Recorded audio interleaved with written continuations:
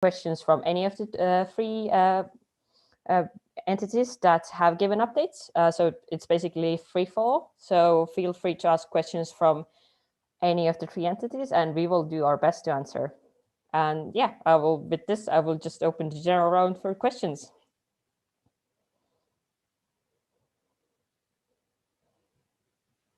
You can put the next slide, Stefan.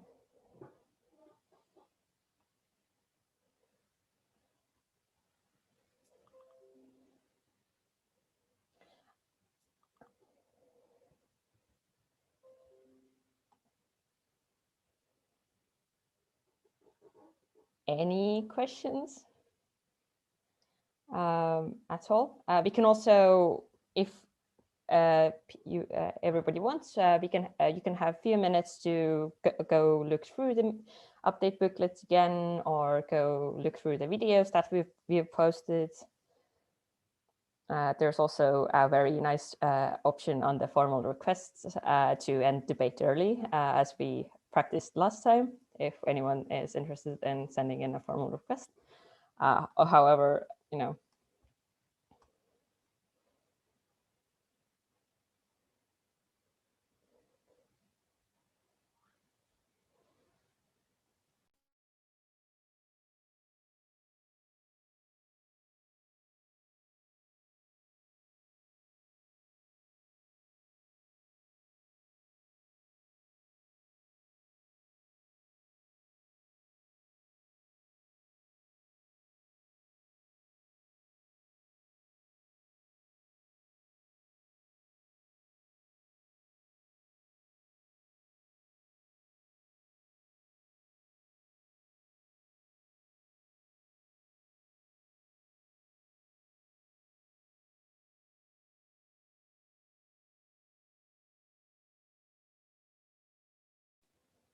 So as there are no questions, oh, there is. Is there a question, Philip?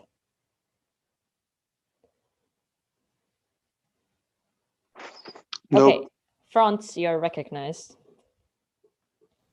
Thank you, Linda.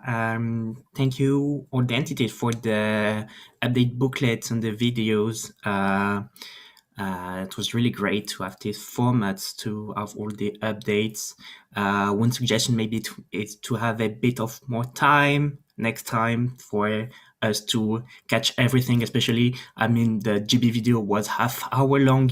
That is amazing, but I mean, I couldn't really have time to watch everything. So I know it's really hard, and you're doing great, but that would be amazing if we can have more time. I would have a question for the International Office regarding point I14, yes.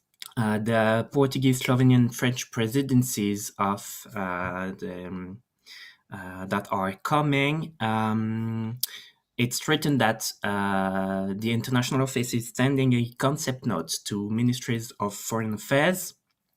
My question was, when contacting the Ministry of Foreign Affairs of these countries, to what extent the national committees are included in these exchanges, and if it any long-term vision to improve the relations between the NC and the ministry. And I'm asking this question especially because EYP France have strong relations with the Ministry of Europe and Foreign Affairs in France. So to what extent the coordination exists? Linda, do you respond right away, or do we collect points? You can answer right away because there's only one question up right now. Okay, good. Thank you, Michelle, for your question and for also going through the updates and the videos. So to respond to your question, the reason we were also getting in touch with the presidencies is as a follow-up to our Young Ambassadors project, because we had contacts to all the ministers who were part of the meeting. We also sent an email to the national committees and to the ambassadors, encouraging both entities to interact for two particular cases with Slovenia and France, which are two immediate follow-ups to make. We were, in fact, in touch with EYP France just recently with Thomas and Florian. I had a call, and The reality is that we just sent this email like with an invitation for exchange. We have not, unfortunately, received a lot of positive response from either of the ministries, but the intention is, if we were to receive anything, the next step would be to introduce it on the national level and to bring EYP France, EYP Slovenia, EYP Portugal on board in the process, and then to pass it on so that, of course, you facilitate the contact. So we are more like intermediates in this process rather than taking it over. Especially with EYP France's case, when we know that you guys are so much in touch with the national ministries and the government, so it would be very important for us to pass it on to you. Okay, thank you, Anya. EYP UK, followed by EYP Netherlands. EYP UK, you have the floor.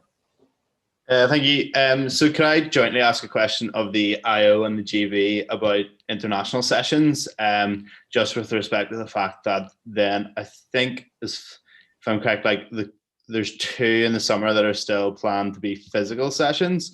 So it'd be just interesting to hear their thoughts on like what is the kind of threshold for like continuing with those being physical sessions, and what kind of criteria or like points of evaluation they're using in deciding whether to continue with physical international sessions. And then is there anything that we as NCs can learn from that in terms of our own moving our own events from digital back to physical? Okay, thank you, Peter. Netherlands, is your question also directed at IO and GB? Okay, we'll take your question then as well. Yeah, also connected to the international sessions, so that helps. Last year, it was decided by the IO and the GB, I think both, that the census of 2020 was not to be used for allocation of delegates for the ISs. Are you thinking in the same direction this year? If you have given it any thoughts already, or is this really something that you think deserves more discussion in the next BNC? Thank you, EYP NL and UK. And to answer to Peter's question, we are closely in touch with the Warsaw and Ljubljana teams, and we are trying to set up the safest possible format. It's very unlikely it will be fully in person, especially with Warsaw, who is the first session to go. So I think the talks at the moment are about the hybrid format, so to bring partially people to Warsaw, partially they stay in the national countries. With Ljubljana is still to be seen. We expect to have a more concrete answer in 2 or 3 weeks, and then to really announce it also to the network. Unfortunately, I don't have more news yet, and I would also respect sort of the right for the national organizing committees to coordinate it with us, but of course we will inform you as soon as we know. I hope it helps, and I'm sorry that I don't have more details to that. I wish I did.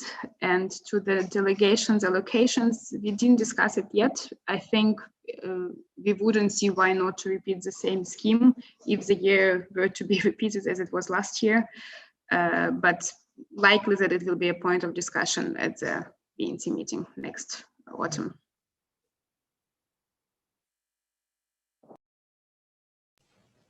Okay, is there any other questions to any of the entities? Yes, Yanis, you're recognized. Thanks. I don't have a question for myself, but just a quick addition. Agreeing with everything that Anya said, and just adding to the point on the census, and that yes, indeed, we still have to evaluate, but just to also give NCs a little bit of heads up, or not heads up, but to show you that we are aware of all the efforts that have been done to realize a lot of digital events. So that's definitely something that also should be taken into consideration. So we're not just, okay, let's take another time only the data of 2-3 years ago, and continuing on pretending kind of that there's no events right now. But let's see how the year develops and have this as a point of discussion in the autumn BNC. Thank you, Yanis. EYP Turkey, you're recognized. Thanks. My question is going to be about Young Europe Ambassadors project, as it's very important for all of us. and it's also related to the conference on the future of Europe. I just wanted to ask, to my knowledge, I think most of the ambassadors, or all of them, were from either EU countries or EU residents. Is there a specific reason for that, or not sure, but maybe the partners might have been involved with this case? Thank you.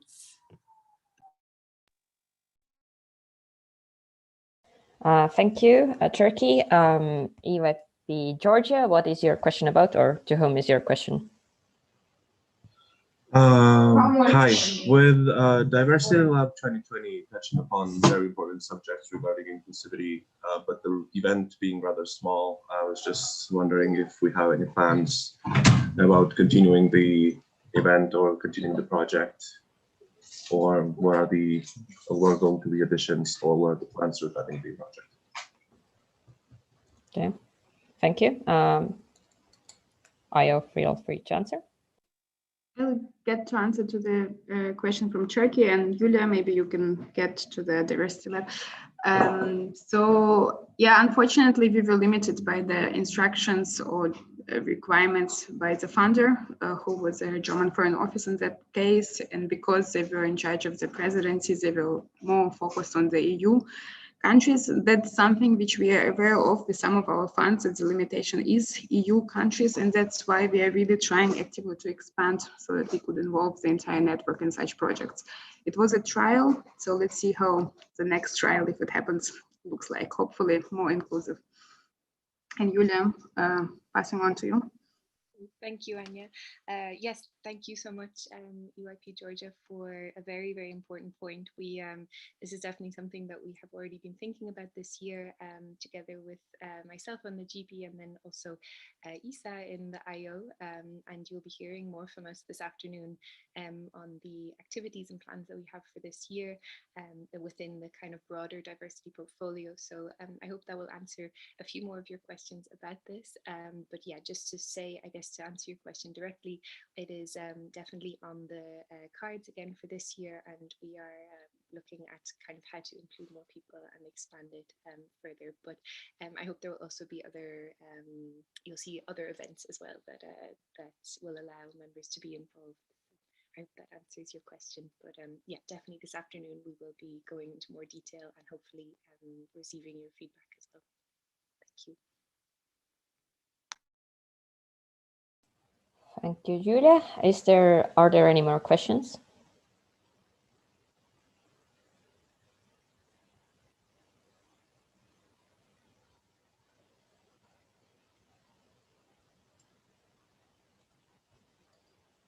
I don't see any hands in the air, so I would like to remind everyone of the option of formal request to enter debate early once again, if you should feel the need to do it.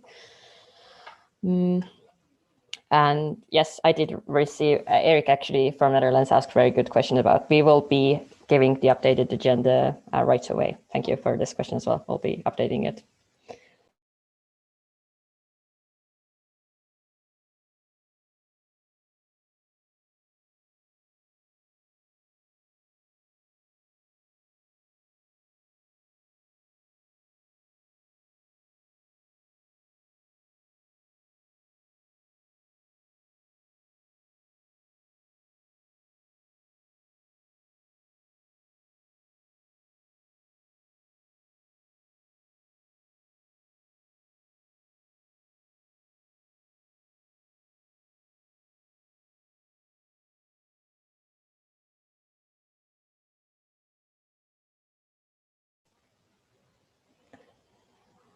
Since there aren't any questions, the BNC board is wondering if people would like to go on a break earlier and perhaps start the next round of debates 10 minutes earlier than on the schedule. Actually, Yanis has a hand, so Yanis, you have the floor. Yeah, I was just wondering, I don't know, we don't have to use this last 10 minutes for this, but if there's anything, and I agree with what Michelle said, if there's anything that can be improved in the process of presenting updates in a way that, like, at least I feel it could be more interactive, or there could be more questions This is one of the two options in the year where all the important bodies are in the place to be there for you to question. I mean, obviously, it's also great if you don't have questions that could tell us that we did a good job with the updates, but sometimes it's also difficult then to understand if it means this or if it means something else. If there's any thoughts on this, at least myself, I'm not speaking on anyone's behalf, but I myself, I'm wondering.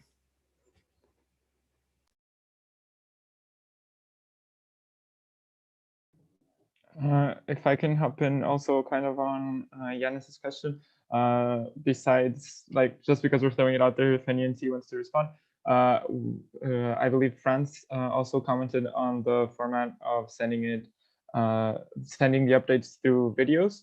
And since that was kind of something new that we tried out, did you find that more or less useful than the usual format of there being a presentation at the BNC meeting? Just so also we know if this is something that we should try to repeat in upcoming meetings, or if we should, like, if it was a failed experiment, that's also totally fine. It was an experiment anyway. But yeah, any feedback would be appreciated on that regard.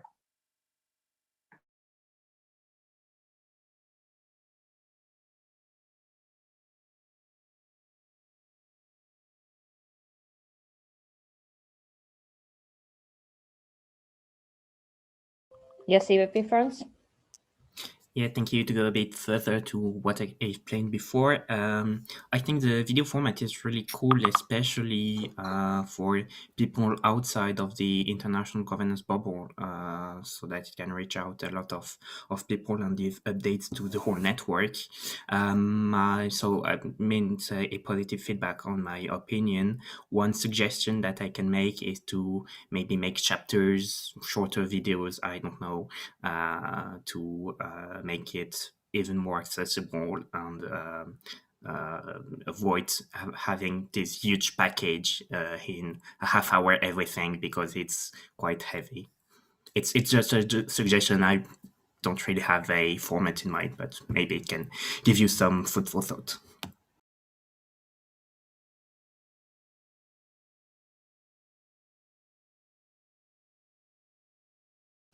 Thank you, EYP France, for this comment. Yes. So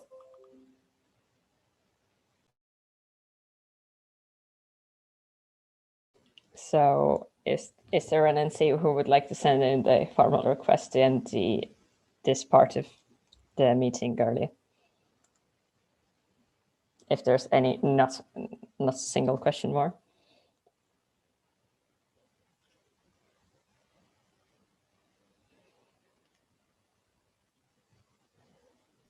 What we could do is that someone can send in a formal request to us on Slack, and then we can end the updates early at, let's say, 10, and have a 15-minute longer break, which would be from 10 to 10:30. And then at that 10:30, we'll start with the next item on the agenda, which would be EYP's mission and values renewal. Thank you, EYP Denmark. They have sent in the formal request to enter the agenda item early. So we will, if no one minds, we will now go on a longer break. Stefan will continue, but we indeed have filled in the request. So if you still haven't sent it in, sadly, EYP Denmark was quicker, or gladly. All right, then shall we vote on the formal request, Linda, with nomina contradicente? And if no one disagrees, then the break will start now, and at 10:30 we'll start with the next point. All right, no one disagrees, as I can see. So the break is on, and go get some coffee or food and enjoy your break, and see you in 30 minutes. Bye-bye.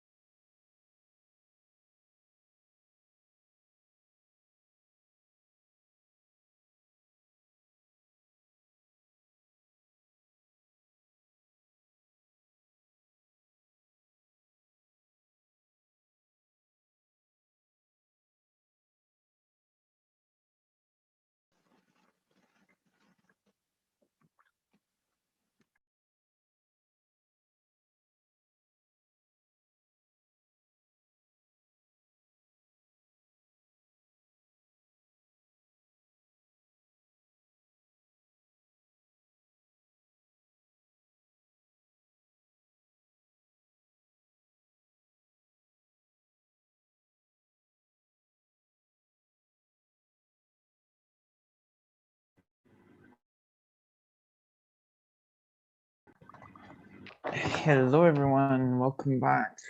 Hello. David, can I just jump in before we start with an announcement? Yes, you may. Go ahead. Let me see if people are getting back. I can see a lot of heads moving, which hopefully means that people are back from the break. And now, after the break, I think Mr. Slides had to go to the break, and now it's Mrs. Slides doing the show, but she needs to get on the charger. So give me 1 second to fix that. And yes, so for the next point at the agenda, which is the policy proposal by the governing body, it aims to amend the Article 1 of the Charter, meaning that by the Charter, this will have to be voted upon / discussed at 2 consecutive meetings that are no less than 4 months apart, meaning that this policy proposal will be or should be in the agenda of the next BNC meeting as well, the one that will take place hopefully in person or also on Zoom, but it doesn't count in the summer online vote or the winter online vote, but rather just the physical meetings. I think everyone should be aware of that. But other than that, I have no further updates. So David, you are to take over now. Thank you. Thank you, Stefan. Yes. So welcome everyone to the first debates of the BNC meeting 2101. To anyone who's new to the BNC, welcome to the BNC as well. I hope you're all very excited, and due to the schedule change, this debate will be on the EYP's mission and values renewal, which is a change to the first article of the charter of the EYP. So it does have some like importance to it in the very like gravita kind of vibe. Yeah, so I also wanted to, on behalf of the BNC board, apologize for the change in schedule. We hope that you managed to work your way around it and that there aren't any like NCs that couldn't get the representative they wanted for their debate due to the change in schedule. But if that is the case, we do apologize, but we hope everything manages to work out the way it is intended.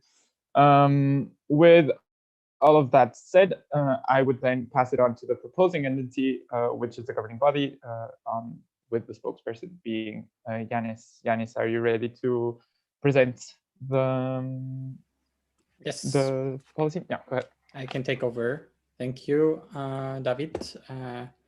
Thanks to everyone for being here, for taking the time for the BNC meeting, for this very first debate. And it's actually kind of nice that this is the first debate, because as David said, this has a lot of importance for the network. And I hope I will be able to convey this message and why we should talk about this.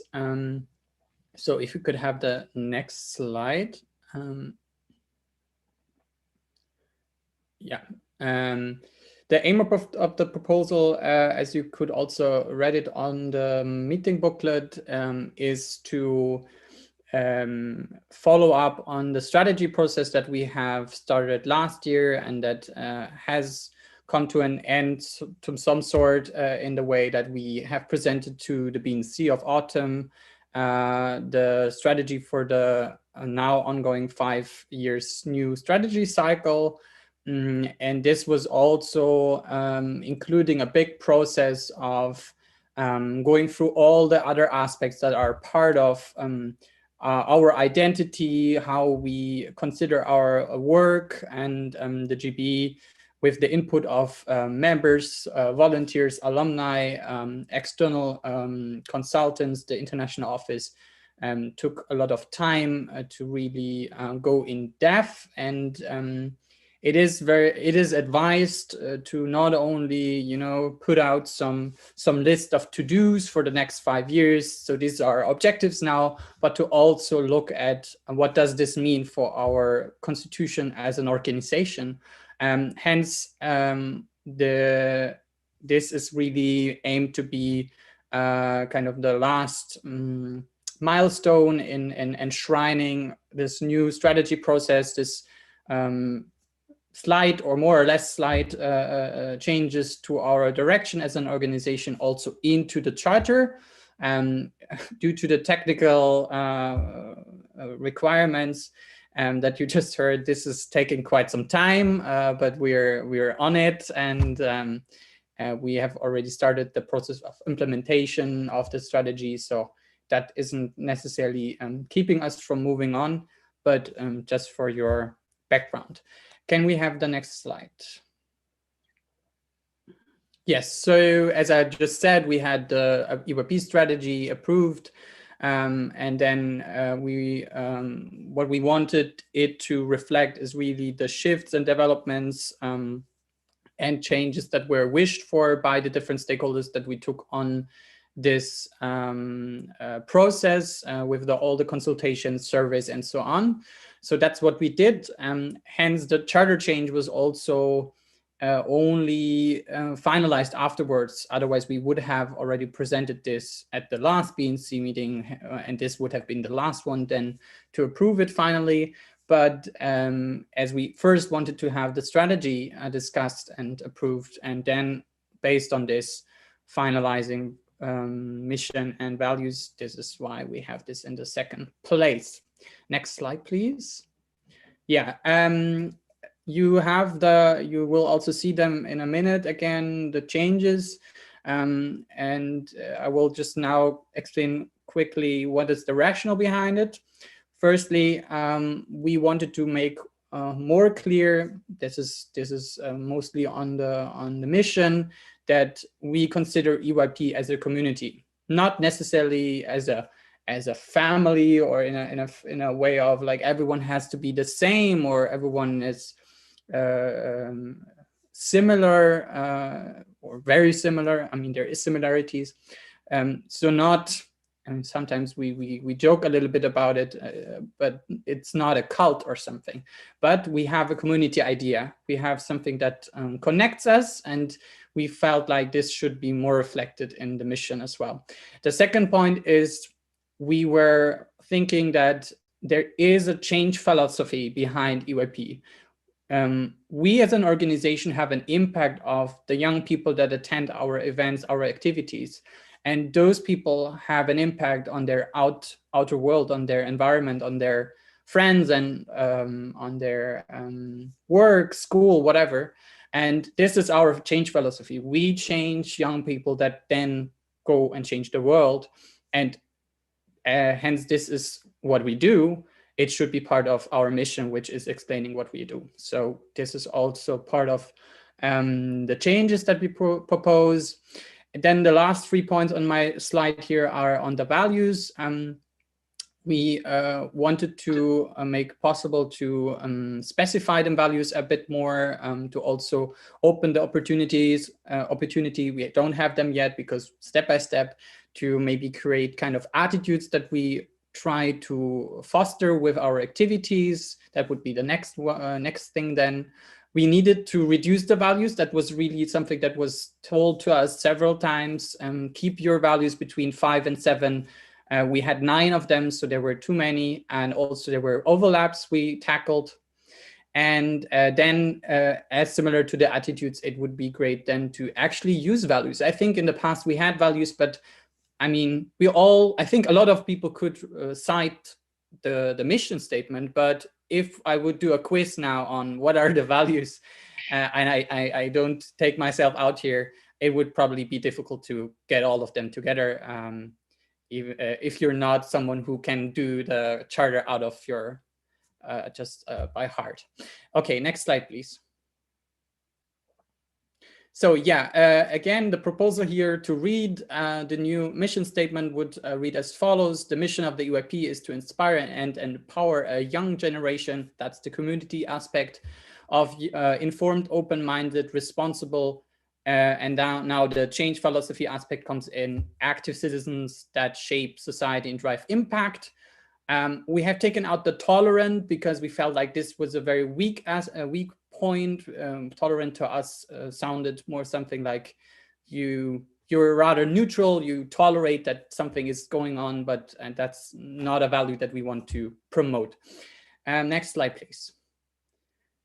Here we have the new values. I will also just quickly go through them and tell why we have changed or straightened them out. So independence is the same.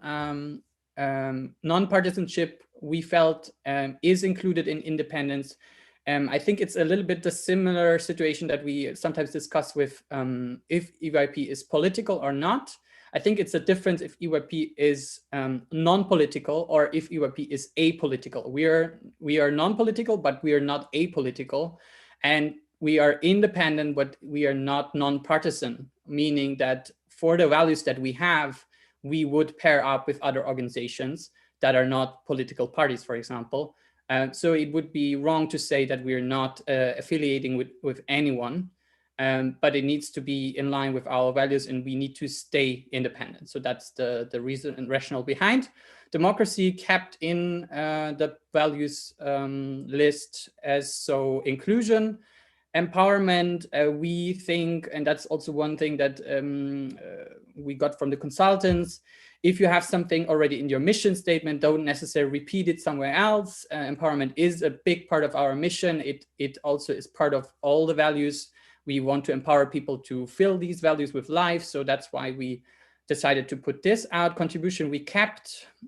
Cooperation is now included in synergy. And pluralism for us is part of inclusion, but also in part of democracy. Intercultural understanding is kept. Next slide, please. Yeah, the outcome now would be that we have a vision, a mission, values, pillars, objectives, key results, which are yet to be announced, and initiatives which will be called for very soon, are corresponding with each other, and we have a full circle of assets that we could use for the next 5 years. Then the next step would be really to practicalize all of this, to really use the materials that we have, and hence some of the steps that we did in proposing the changes here are there to make it possible.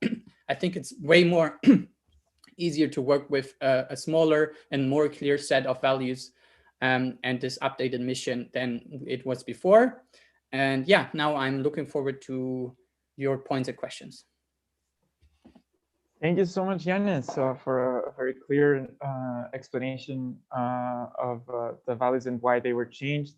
And I really appreciated the going through the old values and the new ones and seeing what turned into what. Before we move on with the rest of the debate, just a little technical announcement, a reminder that the meeting is being live streamed on YouTube. If you are one of the 4 people watching right now, hello and welcome to the BNC. If you're NC, it would be great also if you could, people who are now at the BNC, if you could share the live stream link maybe with your members. Let's see if we can make it up to 5 viewers. With that out of the way, since there were no amendments presented for this policy proposal, we would then move on to the statements, and the BNC board received 2 statements. And so first we will take one from EYP NL. EYP NL, if you are ready, you are recognized. Thank you very much. Let me just get this up on screen. Thank you very much. First of all, we applaud all the hard work that has been done to form the next international strategy of the network. Having been involved in our own the international strategy, because having been involved in our own national strategy for the past 2 years, I can say that's no easy feat, and that the final product shows sheer dedication and involvement of all bodies such as the GB, national committees, alumni, members, volunteers, and of course the international office. So thank you very much for that. However, there are some points that we want to make before we start the debates. First of all, added last minute, because we heard in Yannis's introductory statements that he regarded our network as being not non-partisan. So we were slightly taken back. Maybe that was a small error, but it was weird to hear him stating that the network was not non-partisan while it being in the value. So we'd love to hear some more about that in the following debates. The majority of our points are about the second proposal. The first one we completely agree with. It was something that needed polishing. But the second proposal regarding Article 4 of the Charter, we have some reservations about. Whilst the intended goal of this change was to combat ambiguity and reduce the amount of values, we feel that the new combined values decrease the strength of our overall values and actually increase the ambiguity. Whilst we recognize that the current amount of values as currently held are just too many, we found that many of them currently have a clear definition and a goal of what they stand for. But with the new set of values, with words such as synergy and independence, we thought they were quite vague. And when we saw the contents of them in the file that was shared earlier today, we found that the names of these values don't necessarily represent its contents, and they may actually weaken the values themselves or make them turn turtle. The core values of an organization should be easy interpretable and easy to implement or reciprocate. And we feel that with the proposed set of values, although it's a step in the right direction, we feel that they do not reach the goal that was set as the rationale of this intended change. These values may be interpreted in many different ways, which in turn can lead to the weakening of the upholding of these values. So as we are the proposing entity of Proposal 9, where we want to discuss the state of nonpartisanship within a network, we also found it important to state here that one of the reasons that we submitted that debate was due to some early signals that we found of one of our values being difficult to uphold from time to time. And especially since we found this to be happening to one of the most clearly defined values of the EYP. And to prevent this from happening to other values, we therefore do not suggest to be in favor of this change, but to work on other ways to strengthen our organization's values. Thank you very much. Thank you very much, NL. And we also received a statement by EYP France. So EYP France, if you still would like to deliver your statement, you are recognized. Thank you, David. Thank you, the GB and the IO, for the work realized to develop the strategy. It's like EYP the Netherlands mentioned, it's really a nice step forward for organization to have such a strategy for the coming years. Thank you, Yanis, for the first elements you provided about the reasoning behind the changes about the mission and the values. EYP France wanted to emphasize the importance of this discussion, just like Yanis reminded. The Charter is this one document that brings together about 40 national committees, and we pretty much align with what EYP the Netherlands mentioned about the rationale and the things that is possibly changing with the changes of these values. Actually, EYP France felt quite puzzled with the changes. We were puzzled about the disappearance of important values such as non-partisanship and empowerment. We were puzzled about the timeline because we are discussing now values that are already in the strategy. We were puzzled about the wording and the lack of true definitions of values. And we were puzzled about the changes that these values give to our main objectives and mission that we want to reach. Even though the idea of non-partisanship might be hidden behind the value of independence, EYP France felt like it can send a wrong message about who we are and what we defend.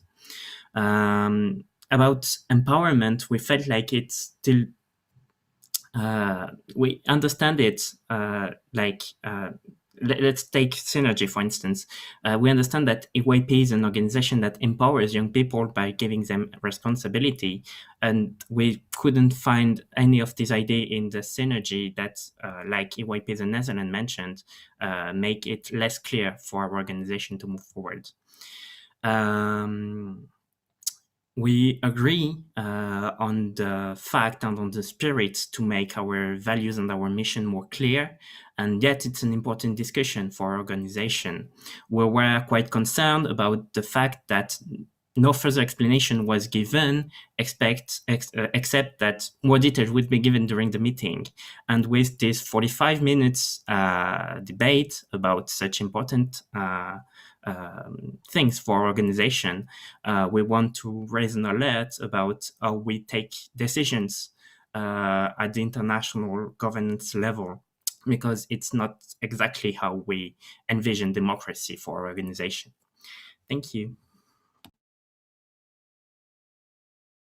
All right, thank you so much, Franz. With both statements having been done and having received no other statements, I would ask Yanis if he would like to respond to the statements made by Enel and Franz, and also mention, just because I saw some discussion in the Zoom chat, that if you want to like be clear on what is being discussed, you can find the before and after values in the meeting booklet.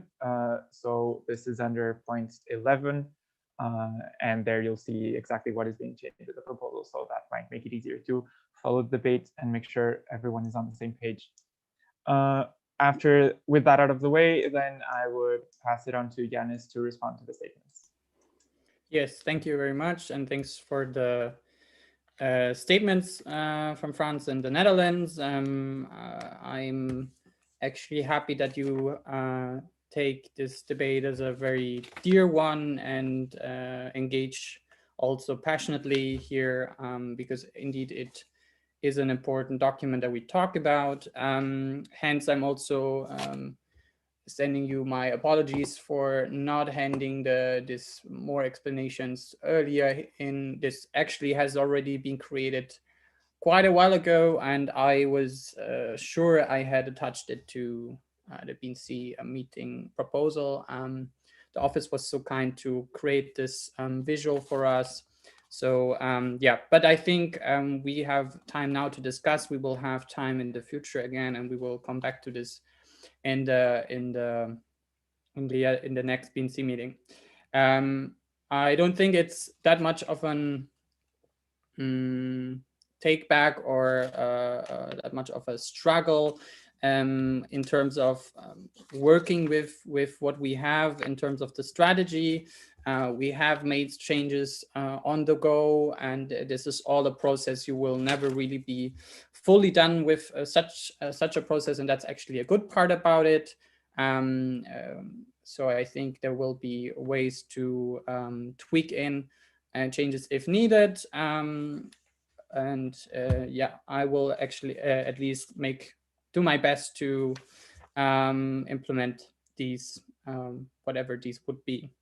To reply more on the content of what you mentioned, yeah, of course, we had similar discussions in the GB as well. I could now show you the Maro board that we had, and like all the post-its and discussions and documents, and there was a lot of very detailed and nitty-gritty discussions about, do we put a word here, do we put a word there, what do we take out, what do we take in. In the end, as I said, a very, very important goal for us was to get down in the number of values, not meaning that these things are less important, but just having more values doesn't make them stronger, because in the end, it will not be possible for us to work with them actively. And I think that has been the case in the past. There has been a values guide on the member platform, but I think that was about it. Values are nice to be in the charter, but our goal with the whole strategy, and I think that really came through in the past year, and I hope it still is clear for us as the governing body working with the strategy. It is number one goal to really engage the whole network in this, and this doesn't stop with the mission and the values. Hence, there were cuts to be made, and once again, I would like to focus on the non-partisanship and the empowerment, because these have been mentioned specifically. As for all the others, for independence, inclusion, democracy, intercultural understanding, and contribution, which is the vast majority of the new values, so that's 5 out of 7, they're almost the same as beforehand. We included some other values into them because we felt they were subordinated to them. But so we are mostly talking about two values that got renamed, or two values that got replaced.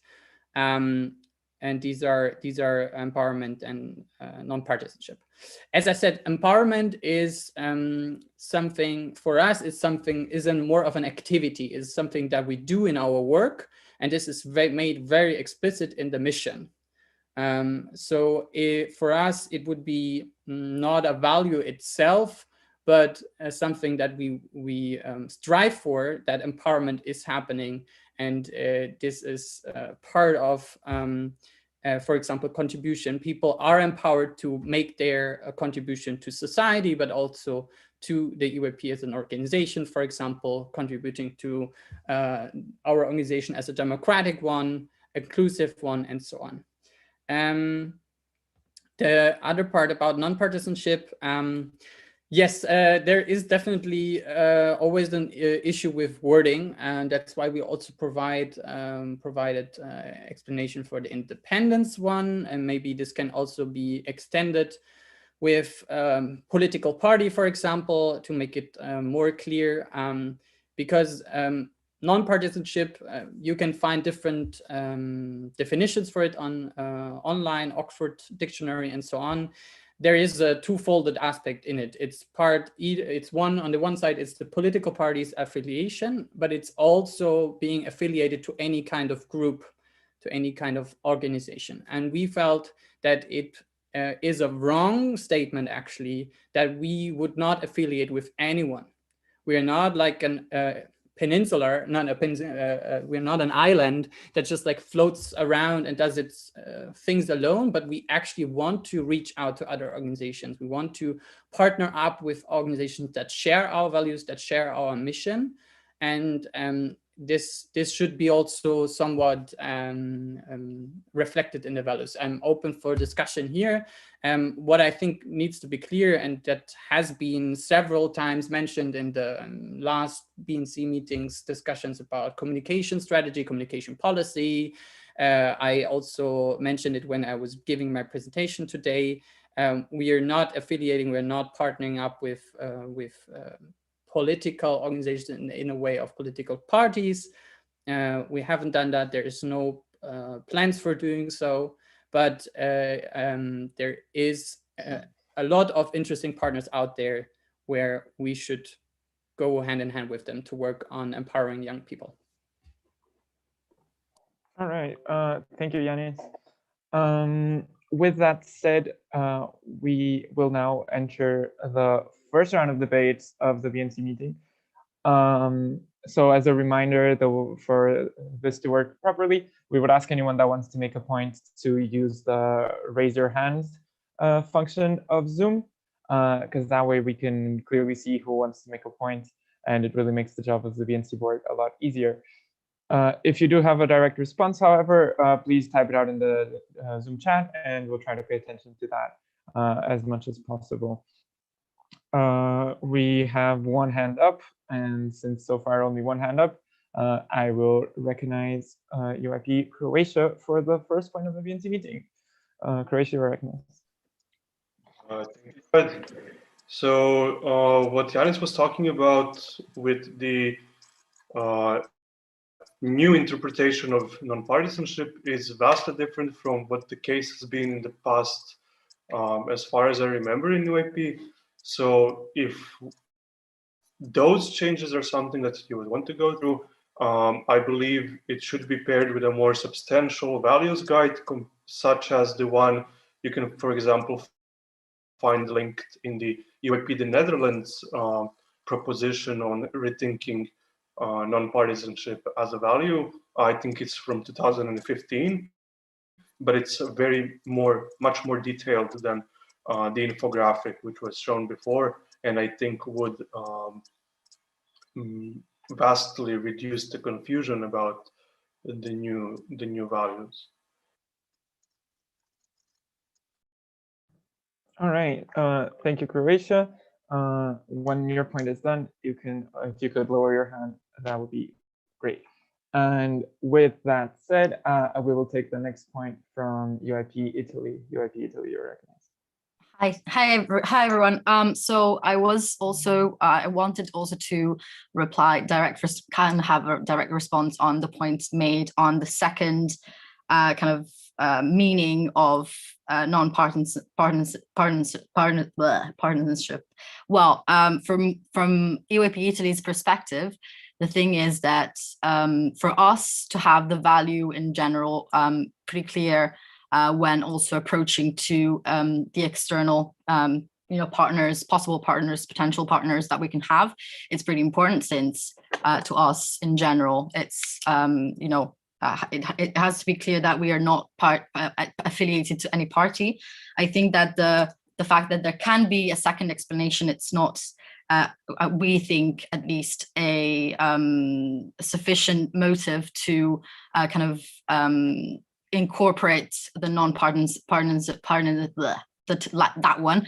Today I'm having some issues with my speaking, but I mean, the thing is that I think it's pretty important to have it there, to have it pretty clear, and I think therefore to us it's pretty important not to have that deleted from the set of values. Thank you, Italy. I would like to apologize on behalf of the word non-partisanship for being so hard to pronounce. We will take, before going back to Yanis, we will take one more point this round, and it will come from the UK. UK, you're recognized. Yeah, so just kind of following on the independence value, like EYP is very comfortable with everything the governing body's saying in terms of how they're defining that value and what the kind of things we stand for. I think then the concern kind of comes with the communication of it, given that it is like a little bit slightly more detached to non-partisanship. And then I suppose my question to you would be, how do you communicate that and ensure that it filters through to people who are not necessarily within the international governance bubble, and they know exactly what we stand for and understand because the debate on non-partisanship versus apolitical versus not affiliating with political parties crops up a lot. How do we make sure that we can filter that through to the the members in the network and ensure that they fully understand where we're coming from with that? All right, thank you, UK. As a reminder to UK and Italy, once your point is done, we would appreciate if you could lower your hand just so it's easier to keep track of who still has points. With that said, that concludes the first round of debate, and I would throw it back to Yanis. Just as a reminder, there was some discussion on the way the values were presented to the network. Particularly, there was some focus on non-partisanship being removed, and the UK mentioning how that will be communicated to people who aren't necessarily at the BNC meeting or watching the live stream. Shout out once again to the people watching the live stream. With that said, Yanis, if you're ready to respond, I can give you the floor. Let's try to keep this not too long so we can still hopefully aim for 3 rounds of debate, because we still have some points coming up. So Yanis, if you're ready, you have the floor. I'm ready. I see there's most of the discussions. We can see if there's maybe different ones for the other rounds, but most of the discussions now are around the first value of the new value of independence, the old value of independence and non-partisanship. Regarding the first question point about the values guide, yes, indeed, we would create something like that as well. Obviously, we were not starting a process of creating so many different documents, new documents for something that has not been decided yet. So that would be a next step. Also to respond to Peter's question, you might remember that there is also the communication strategy in place that goes through all of the values and explains very clearly how they can be explained to the externals, how they can be explained to members. So this would be once we have it approved, or at least once we have it one time through the BNC meeting, we would start the process of creating such documents so that NCs have it at hand to help them with communicating this. For the interpretation point that has been raised, to maybe get the waves a little bit down, I don't think we're talking about a new interpretation of non-partisanship, because and if you go to the PDF file that I've sent, it's still under independence. It still says very clear the EYP is a network that is independent and not affiliated with any political institutions or parties. This will not change, and this has not been in the plans. The question is just, do we need independence and non-partisanship in the values at the same time, with the goal of reducing values, making them more clear, less overlapping? Maybe then I would be interested in what for you is the difference in those. To give another reasoning, there's obviously a lot to say, but I try to keep it concise. Another reasoning, what we were going for with the values is to keep them positive, to explain what we are as an organization, what positive values shape the organization. Non-partisanship was, for us, was more something like that's not negative, but in a way of like to explain what we're not, and to give this really like a positive drive. For us, independence, with the explanation that I just read out again, is for us at least fulfilling the needs for non-partisanship, because there is no change in the execution of this. Yeah, I think that should answer the point so far. Yes, thank you so much, Yanis. Thank you for your efforts to keep it concise.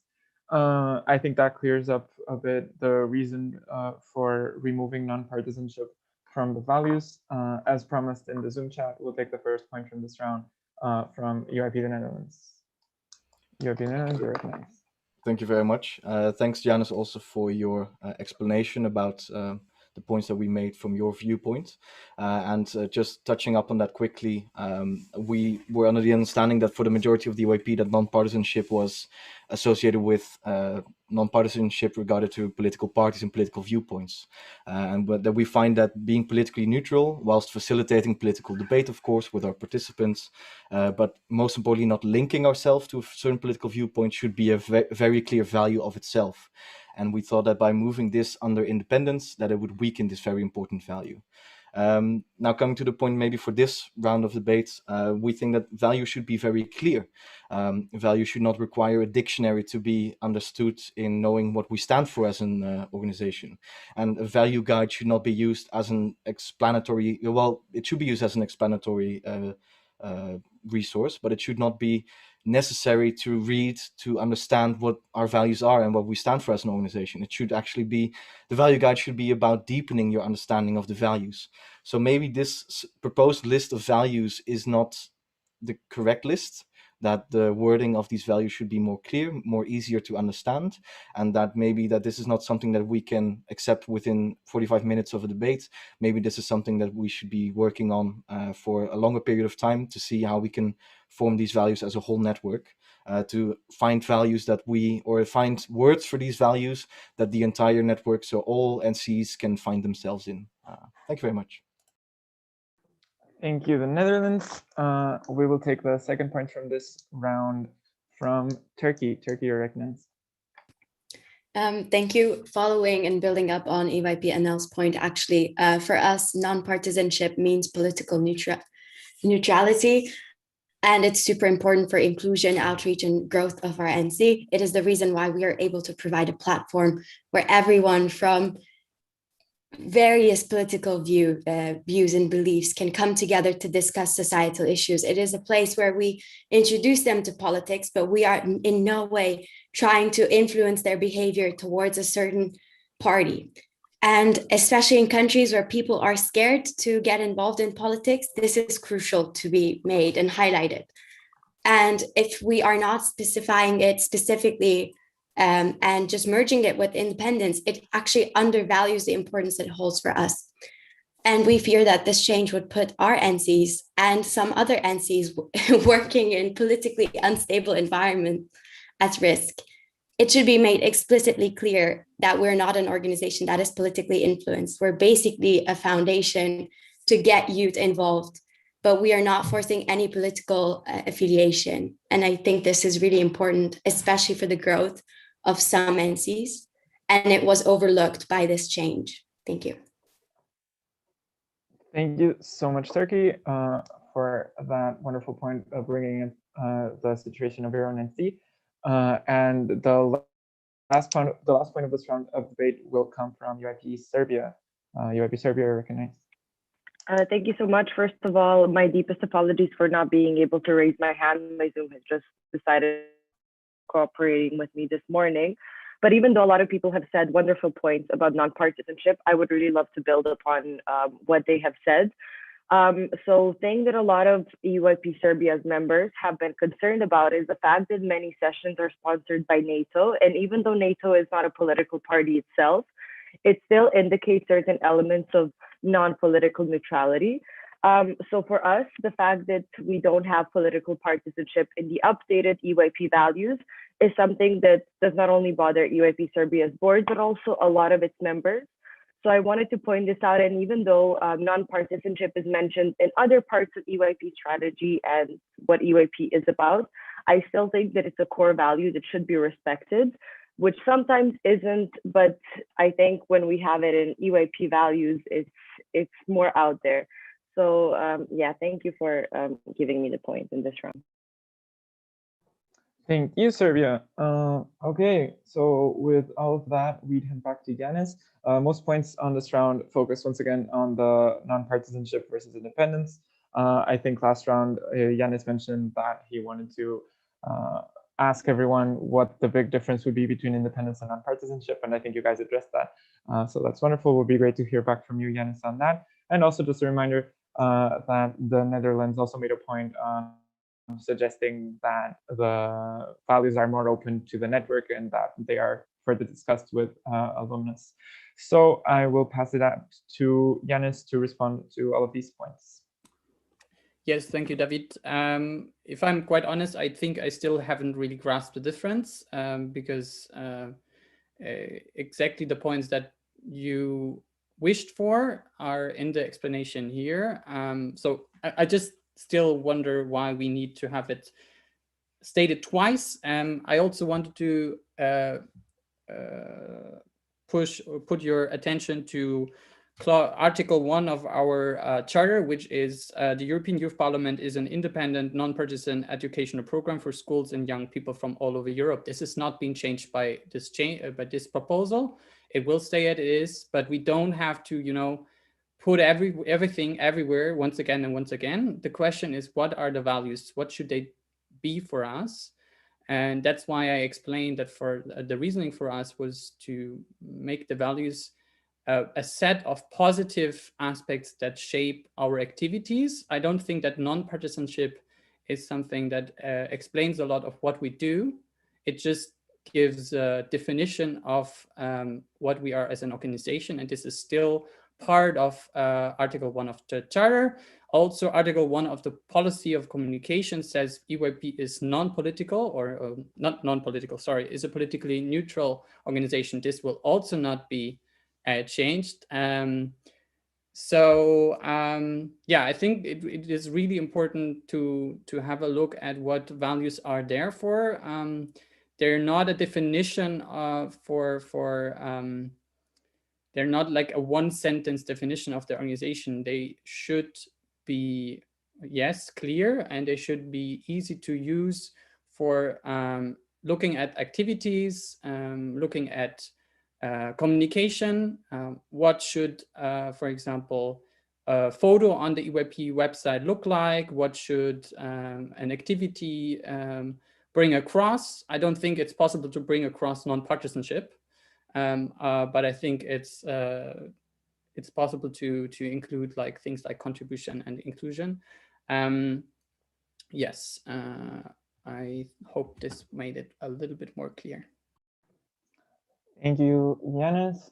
Before we enter the third round of debate, just a reminder for everyone, not everyone has their video cameras on, but the people that do have video cameras on, I see that not so many people are hydrating. So please remember to keep drinking water throughout the day. With that out of the way, we will begin the third round with a point from EYP Sweden. Sweden, you recognize. Thank you very much, David, and thank you for the reminder. I think with regard to the topic of debate brought forward by EYP the Netherlands about non-partisanship and their recent statement, EYP Sweden echoes and reaffirms their sentiments and wants to be clear that these compelling points should be closely considered in whether or not non-partisanship should be enshrined in the value list. I think there's a benefit symbolically, and it is important to overemphasize it.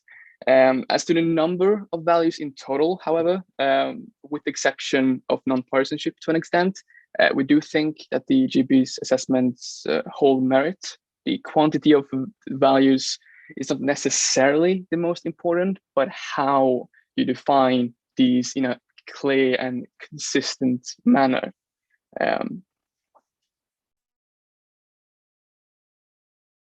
All right, thank you, Sweden. We will take the second point from this round from Denmark. Thank you very much. This is just to reflect a bit on the explanation here given after the last round of debate. And I should say the values and our core values are something that explains what we do. And for me, non-partisanship might not necessarily be the thing that directly states what we do, but it definitely defines what we are. Since it is already in the Article 1 of the Charter and it is stated that we are a political neutral organization, I see no problem with it also being in our values, because despite the values not being definitions, I think they should still mirror our definitions. And as EYP Turkey, I believe, also stated earlier, it might scare some away if it isn't stated there, because especially this thing about non-partisanship is something that allows people who are not comfortable in a political situation or in political context to actually participate. Also, the fact that we have it stated in our values, I think, makes it easier for many to, for example, when fundraising either for the NC or for sessions, they can use the fact that we are non-partisan. And this is something I believe is very highly used in different NCs, EYP Denmark being one of them. Thank you. All right, thank you so much, Denmark. Having had the vast majority of points so far on political neutrality, oh, there is a direct response from EYP Turkey, so I will pass it to them. Thank you, especially to build up on that. For us to do a session with schools, we have to get permission from the government. And the government, while looking at like approvals of the proposals, they do look at the core values that we have established and we have mentioned, and we do mention in every proposal that we send. So for us, it is actually very crucial that it is mentioned, because it's something they do pay attention to, and it is something that would affect the work that we do. That is why we want it in there, basically. Thank you. All right, okay, with those 3 points on political neutrality, Yanis, I would maybe throw it back to you with just maybe the higher focus on the fact that NCs like having political neutrality in the values because it's useful for fundraising and for government approval related reasons. If there's anything you'd like to add to that, I'll give you the floor before moving on to the next round. Just a small thing though, since there were a lot of points on political neutrality in this debate, and there will also be another debate on this tomorrow, I would maybe ask if the next round could focus on other parts of the values. I think since it has been such a lengthy debate focusing so much on this, I think the feedback has definitely been passed from the NCs to the GB regarding the feelings of political neutrality being removed from the core values. So France, Croatia, and now Switzerland that have currently points for the next round. Yeah, just something to reflect on if it actually brings something. Actually, we can get them on this round as well, because yeah, I think the points that have been mentioned before were very similar. I think I can answer them. Okay, that's fair. Thank you, Yanis. In that case, I will take. We'll keep going with this round, and I will take a point from Switzerland. Switzerland, welcome to the debate. Hi, thank you very much. I will not be talking about political neutrality, as this has been brought about quite often. I want us to rather focus on contribution. So on the other value within the values proposed with this proposal. And just in terms of a question towards the GB, but to all NCs as a whole, Switzerland understands sort of the impact-driven direction that we want the network to go to. But we also feel like within a positive change in our organization and also within a positive change within our respective communities, we feel like the wording is still very much open to interpretation, and it is kind of vague in terms of what kind of impact and what kind of contribution does the EYP want to take in terms of broader society as a whole. So if those few keywords could be clarified a little bit more, and just to close my statement, just in terms of at least Switzerland's situation in regards to contribution, we feel like, to us, the core mission of the EYP has always been in terms of giving people the platform to discover things, to talk about things, and to get out of your little comfort zone. And we feel like, as much as we understand the importance of having a bigger impact on broader society, our original mission statement should not be compromised, and we should still be very much a platform for people to explore every facet of whatever they want to explore within the network. Thank you. All right, thank you so much, Switzerland, for bringing a new kind of side to the debate. With that out of the way, I would then move on to recognize EYP Croatia for a point. So the idea with the reducing the amount of values, on the other hand, with the extended mission statement, I believe a lot of the things that are currently proposed are basically the extension of active citizens in a way. And also this whole idea of changing the mission statement, which I don't feel these sort of more cosmetic changes necessitate the changing of the charter in that way, since it also kind of seems to me that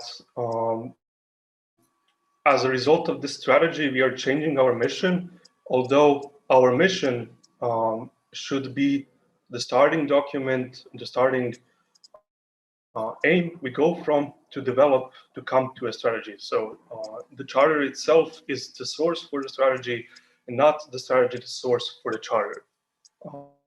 And those changes which are currently proposed, I believe, go in a way that is kind of in reverse. Thank you. All right, thank you, Croatia. And then to finish off this debate, we have a new point from EYP Italy. Well, in that case, maybe Yanis, since we did have some new things, I would ask you to try to respond as quickly as possible to see if we can still take some points in one more round. So I would give the word back to the GB then to respond to the points made. So once again, as a reminder, there were a few points on political neutrality and how that influences different NCs if it is removed from the core values. And then EYP Switzerland also made a point on the contribution value. And finally, we had Croatia bring up, outside of the values, also up for debate, the change in the statements. So Yanis, if you could address all of this, that would be amazing. Mm-hmm. So thank you. Okay, so the one part is about the current contribution, and I will talk about, before I will talk about the independence again, and then lastly, the strategy and mission. So I want to make sure again that we're not misunderstanding ourselves here. I think because it has been slightly also framed in a wrong way, we're not removing political neutrality from anywhere. It is actually already anywhere. It's literally everywhere, like policy communication. Just again, EYP is a political neutral organization. 2, EYP does not associate itself with opinions of political parties, national governments, international organizations, and NGOs in order to guarantee that EYP remains an independent and non-partisan educational program. These are explicating what the charter is, and we're not removing political neutrality from anywhere again. But the question is still, do we have to have everything everywhere? Or isn't it important also to keep, as some people said, and I think that's now kind of contradictory, to keep things clear and concise in a way of usefulness in our work. And for me, still, it hasn't been clear why we need to keep independence next to non-partisanship or other way around. Maybe then we just go for non-partisanship and don't have independence. I don't know, maybe people can still answer on that, because I struggle with understanding it, because our non-partisanship is literally enshrined everywhere. Like, I mean, if you request fundings and so on, and they look at the charter and they read the first sentence and they still don't accept you, maybe there's another issue, but it's probably not the charter. For the contribution aspect, I think to clarify a little bit more and also give reasoning why we changed the mission, because that corresponds with the contribution aspect, is to make, and that I think it refers back to the independence and our role as an EYP. Our role as an EYP is exactly the platform to give young people the tools and the room and the space to talk to each other, to learn and to be empowered to do things themselves. We are not the organization that goes out and speaks on behalf of young people. That's at least what EYP's understanding has been so far. And this is why contribution is also a rather, let's say, a blurry term, because contribution is putting emphasis on the action, contributing, but not saying what is the contribution, because that can be very manifold. Young people, it's up to the young people to decide where they want to contribute. And that leads me to the point of Philip. This is why we also in the mission say it's impact change, but not what kind of a change. We discussed a lot also to use any kind of adjective there, but this is, we wanted explicitly, we didn't want to have that because it would hint into a direction that it's not up to us to decide. It's up to our participants to decide where they want to move Europe or their country, their local community, whatever. And we are there to help them with driving this impact in the way that we skill them. And this is, as I said, the steps. We as an organization have an impact on young people, and young people then have an impact on their communities, and so on and so on. And I think that hasn't been clear enough in the mission so far. That's why I think it's not cosmetic, because so far it only said that we empower young people, but it doesn't say what those young people then do with what they learned in EYP. And I also don't think, I mean, it's always a question of what has been first, you know, the chicken or the egg. But I think it's not that much of an importance. It's important to always be open, see what the values are, the mission are, the vision are, the strategy goals, and so on, and see if there is need for making them more aligned. And we are of the belief that this point of changing the mission is actually explicating what already has been the case, or what would be also more potential for some parts of our network to go more into. So we are not only a, you know, like an educational program where you read a PowerPoint about how to be politically active. Yay, great, you are now an active citizen, go out and do things. But we actually also help them doing those things without, you know, waving the flag next to them and explicating any kind of political statements, but supporting them with what they need to become those young people that are active in their communities.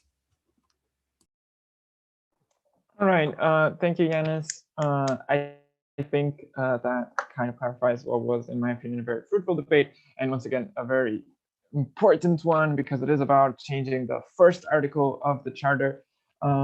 Sadly, EYP France and EYP Italy, we are already finishing the time we had allocated for this debate. What I would say, however, bring up is that if you really want to pass on that feedback to the GB, you can still use the Slack channel that in the international governance Slack to get your point across if you think it's really relevant and something that people should keep in mind before voting. On voting, on that note, we would like to remind everybody that, as was the case in the last BNC meeting, Since the meeting is online, to make things simpler, we will not be voting during the meeting, but rather after. So we recommend that you, while you still have the debate fresh in your mind, kind of like remember what you want to vote now, or maybe write it down so that then when we send you the poll for the voting, you can submit it accordingly. Particularly with this debate, since it is a change to the first article, it will have to be voted upon twice. So we'll have to pass this meeting and then again in the next meeting after another debate. And also because it is a charter change, it has to be approved by a 2/3 majority. With all of those technical things out of the way, before throwing it to Stefan, I want to thank everyone who shared the live stream with their members. We have reached 7 viewers. Woohoo! If you are one of the 7 people watching, hello and welcome. And with all of that said, I will move on to keep drinking water and recommend you do the same. And I will pass the word to Stefan for the next debate. Thank you very much, David. And thank you everyone for participating in the previous debates. And also, as David said, for the people who had other points that we didn't have time to address, I suggest that you move it over to Slack, text Yanis, or just in general to the channel for this purpose. And yes, now we are moving over to the evaluation standards in digital sessions, which is a topic on debate proposed by EYP Denmark, and their spokesperson is Mia. So Mia, you have the floor now. Thank you very much. Thank you very much. Yes, so for this topic of debate, as you can also see in the statement of debate, the digital sessions are being labeled as international forums. New members are able to climb the ladder from a delegate to leadership in a few weeks, which is something that we as the NC see as deficient due to the lack of trainings and therefore evaluations not being fulfilling what we hope they would. The guidelines are currently missing on how to use evaluations from digital events and physical sessions post-COVID, and a term for digital sessions should be implemented on the members platform to differentiate. If I could maybe have you change the slide. Perfect. First of all, this is a very new topic of debate. I don't believe anything close to it has been discussed before, as of course, the circumstances have not really been for it. The digital sessions are still a relatively new concept. They have been there since April last year. In the topic of debate, you will see a lot of numbers also in this slide. They have been updated quite a bit as of the state of the network presentation from yesterday, meaning that we this year have had no less than 174 digital or hybrid sessions, including more than 14,000 participants, which of course is a very nice number. And it's amazing to see how many people we've been able to include. However, with this high amount of sessions, we have also seen an increase in the amount of IFs. Usually we would have a good handful of international forums per year. On the members platform right now, as I counted when I submitted this slide, there had been 21 IFs. I believe a few more have been added since, which is something we find problematic, as it kind of takes away the authority or the fact that an IF is something that is surrounding a lot of people and including many people, of course, is the same in a digital setting. However, there's still some things to be changed that makes the IF term not fitting too well, we believe. Can I have you change the slide again? Perfect. There are 3 main themes, as will also be the ones we are going to discuss a bit during the debate. Whereas the first one is the fact that people are able to climb the ladder within the EYP very quickly. What we have seen here is that sometimes people who are attending their very first session as delegates are able to climb the ladder to become officials and eventually extended and core leadership very quickly. We have seen people who have only attended 1 or 2 digital sessions just a few weeks later being in leaderships. Of course, this is not to be counted by weeks, but by amount of sessions. But currently, with the concept we have right now in the structure, it allows for people to take part in many sessions at a time. We have seen people who are doing double sessions, which is something that we believe is not optimal, as you are not able to keep the same focus, or you're maybe going too quick to be able to get the information and the trainings you need. This leads to the second point on the leadership not being fully prepared for their tasks. This is not something that we would like to aim for anyone or to say that people are not doing their job good enough, but simply the fact that climbing so fast and the whole concept developing very quickly just is deficient in the evaluations, since you're not able to give a full evaluations if you're not being enrolled in what an evaluation actually is about and what is expected of you in the leadership as an official, as a delegate, whoever you are to give an evaluation. Post-COVID, we see a problem that some people might have very extensive knowledge or experience when you look at the members platform, some maybe having edited 15 sessions during this period. Post-COVID, this might look very nice. However, the roles does not completely align when you look at the physical roles and the digital roles. I've taken editor as one of the main examples. Now I have tried being in media teams, both physical and digital, because I told myself that I wanted to, so that I would actually be able to defend my points. And having seen the roles here, the tasks are very different.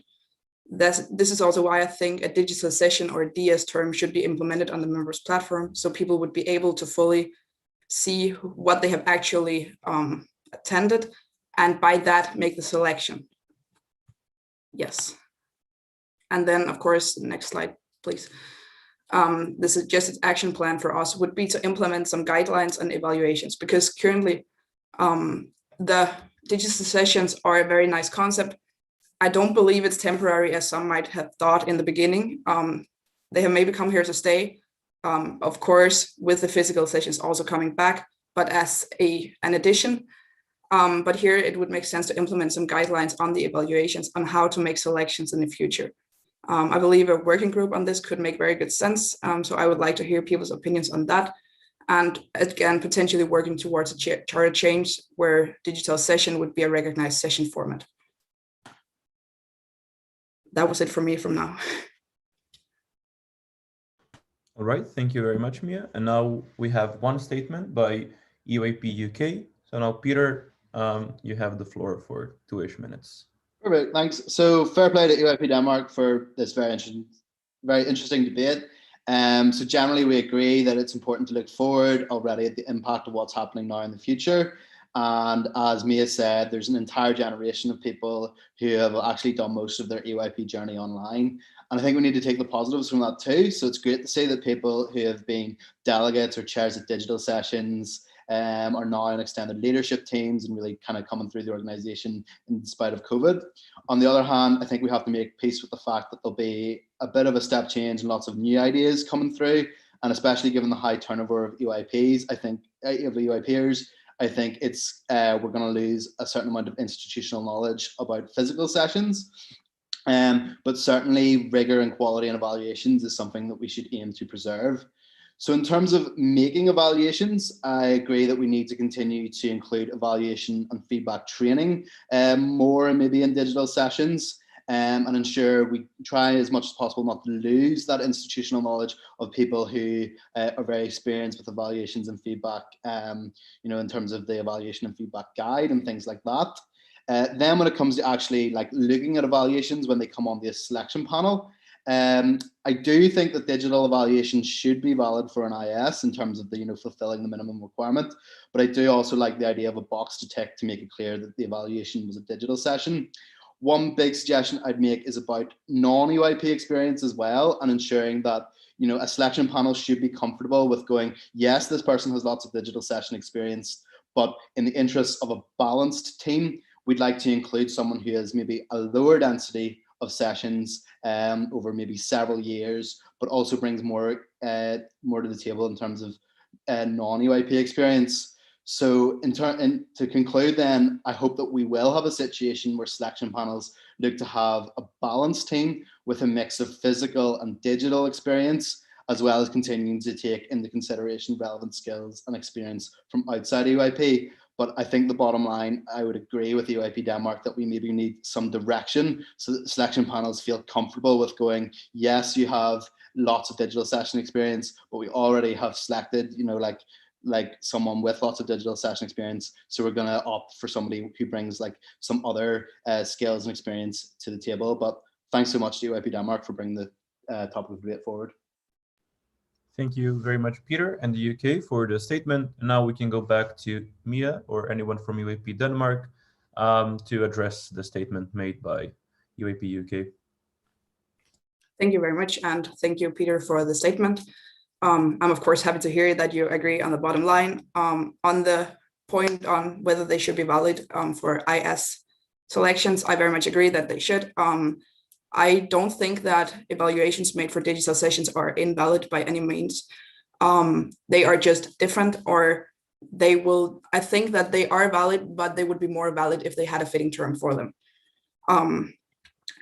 For the non-EYP experience, I very much agree that this is something that could be added to it as well, and something that people should look at, because it is a very important approach and something that could potentially also be of importance in the selections, especially for the digital-born EYPers who have not had the chance to actually gain physical experience.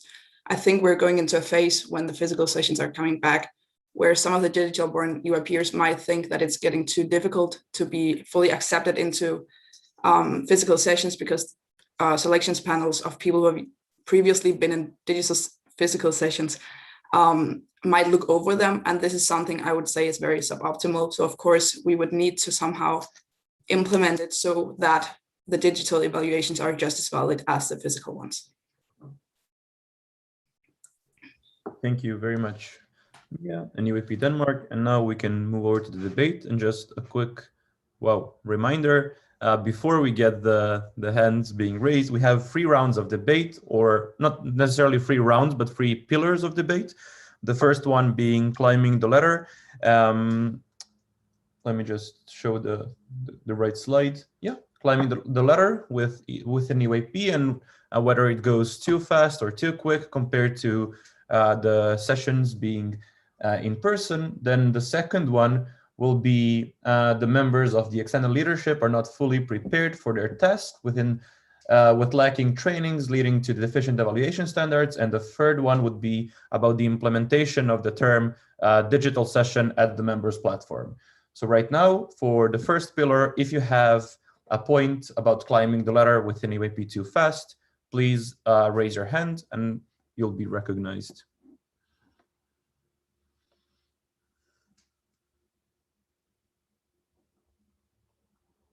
All right, we have the first point coming from EYP Belgium. Hey everyone, yes, I have like more of a personal anecdote, like not of myself, but I've heard in the network. So like I do think it goes sometimes too quickly from being a delegate at like a digital session and then going to leadership roles or even NC boards. As sometimes, like, we need to be honest, like during a physical session, you learn other types of skills that come to the role.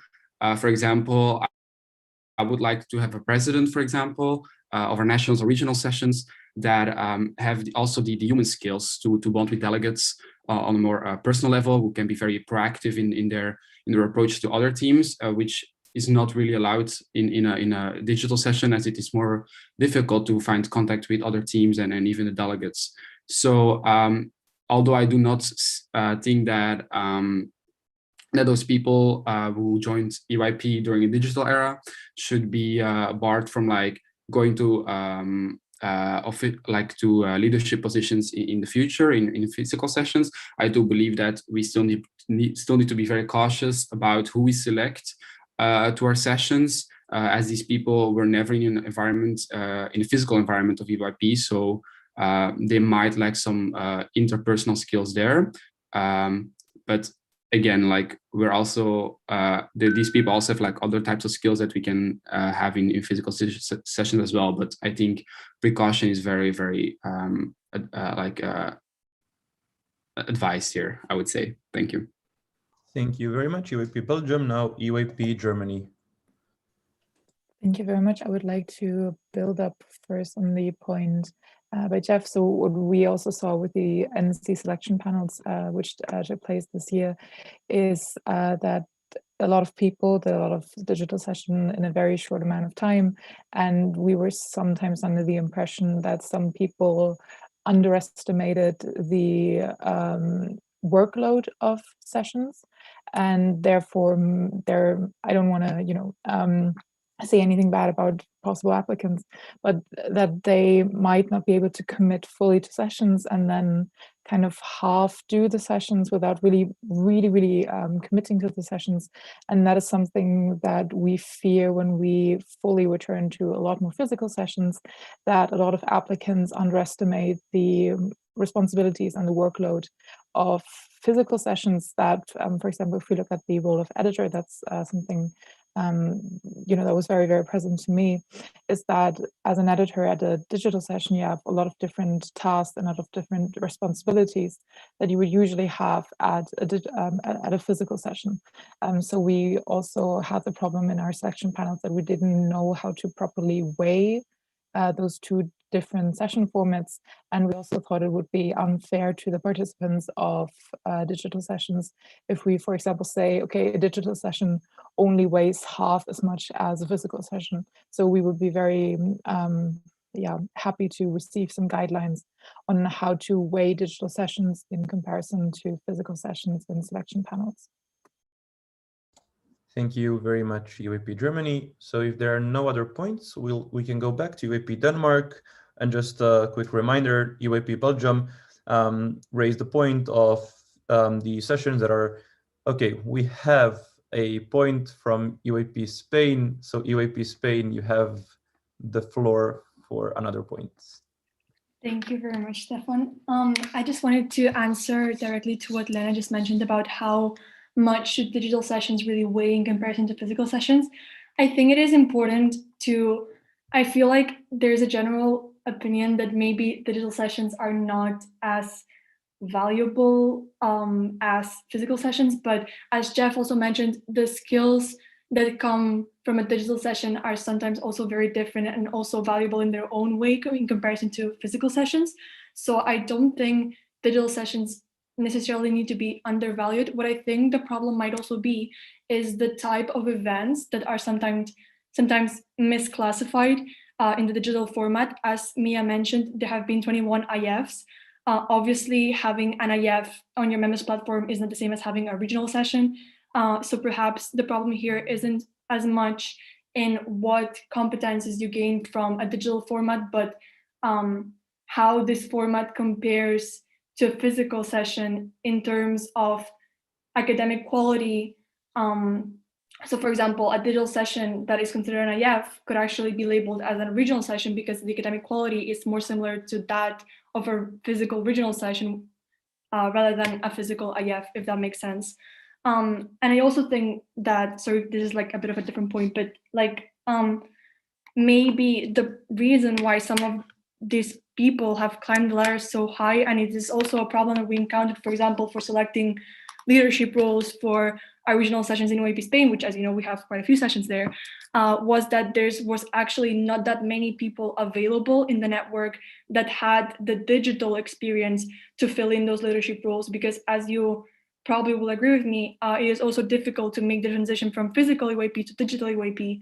So sometimes a person that has a lot of digital sessions and has went from delegate to, I don't know, vice president in 2 months is more qualified for a digital format than a person who has maybe presided a physical session in the past.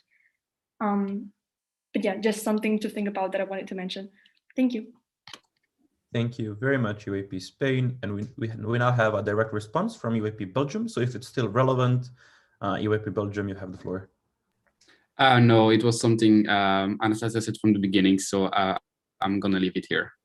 All right, thank you so much. So I'm going to go back to EYP Denmark now, and then we'll follow up with EYP Portugal, because we had 3 points so far. And now to sum it up, EYP Belgium did agree with EYP Denmark and about the climbing the ladder that does go too quick, and also raised some concerns about the physical sessions, not concerns, but rather noting that the physical sessions do teach us some social skills and soft skills that cannot be taught at the digital sessions. And then EYP Germany built up on that point and said that they were under the impression that people are underestimating the workload of the digital sessions and that they're taking too many responsibilities at the same time. And they raised their concerns whether this will be possible, and understood by our members once the session go back to being fully physical rather than being digital. Then EYP Spain raised concerns about the digital sessions often being undervalued, and also about the sessions being misclassed at members platforms as IFs or whatever formats they are being classified as, but are being misclassified. So now, Mia, you have the floor. Thank you. Yeah, I will just take it from the start. So first, to answer Jeff and EYP Belgium, especially on the point on different skills and human skills, I think it's been greatly discussed among both selection panels, old physical EYPers, new digital born EYPers, and those who have experienced both, that the human skills have definitely changed. You can, for example, in crisis management, you will meet new situations that are not the same as before. You will maybe not be the one who will go around and hug people when they're feeling down. However, you can regain other human skills and soft skills. I'm sure it just needs a different approach, and the cross-team communication and collaboration that might be more difficult, I think also very much depends on how you are approaching it. I have seen sessions where it has not worked out very well and you have not really known each other across teams. However, I've also seen sessions where you have been interfering more in each other's work and actually following what they have been doing.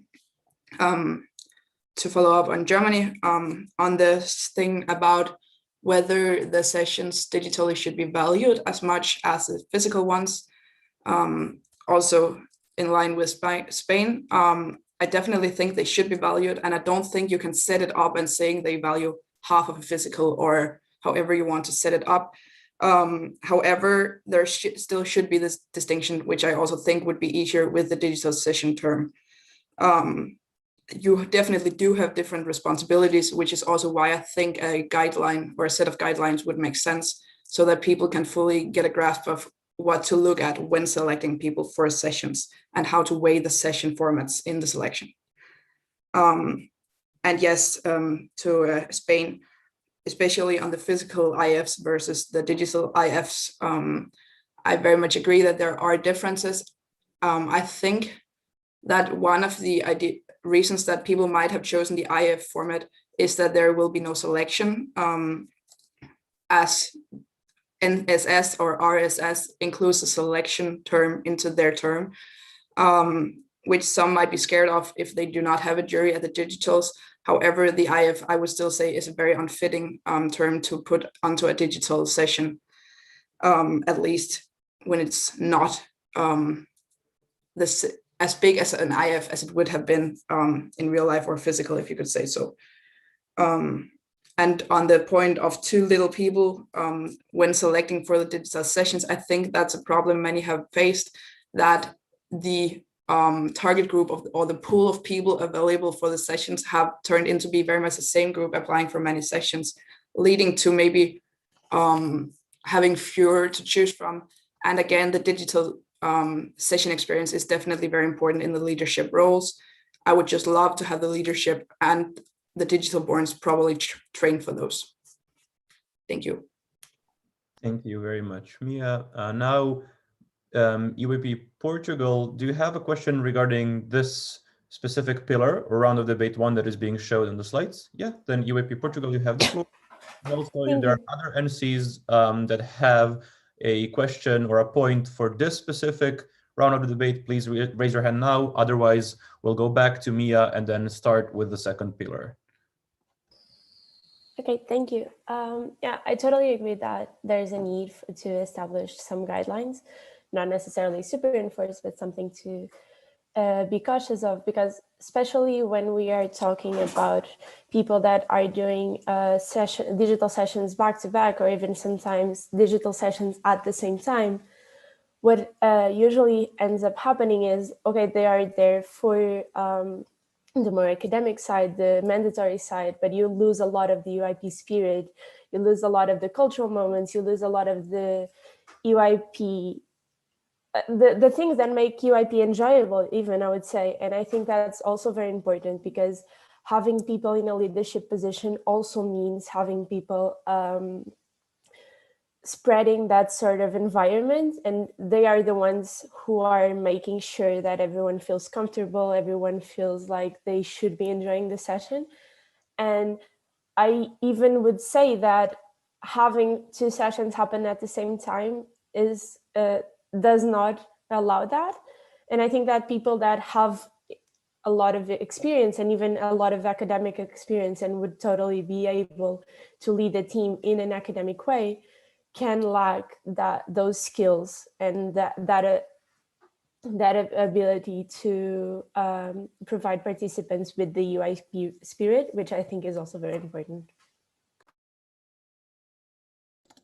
Thank you very much, EYP Portugal. And now we go back to EYP Spain and then to EYP Denmark. So Anastasia, you have the floor.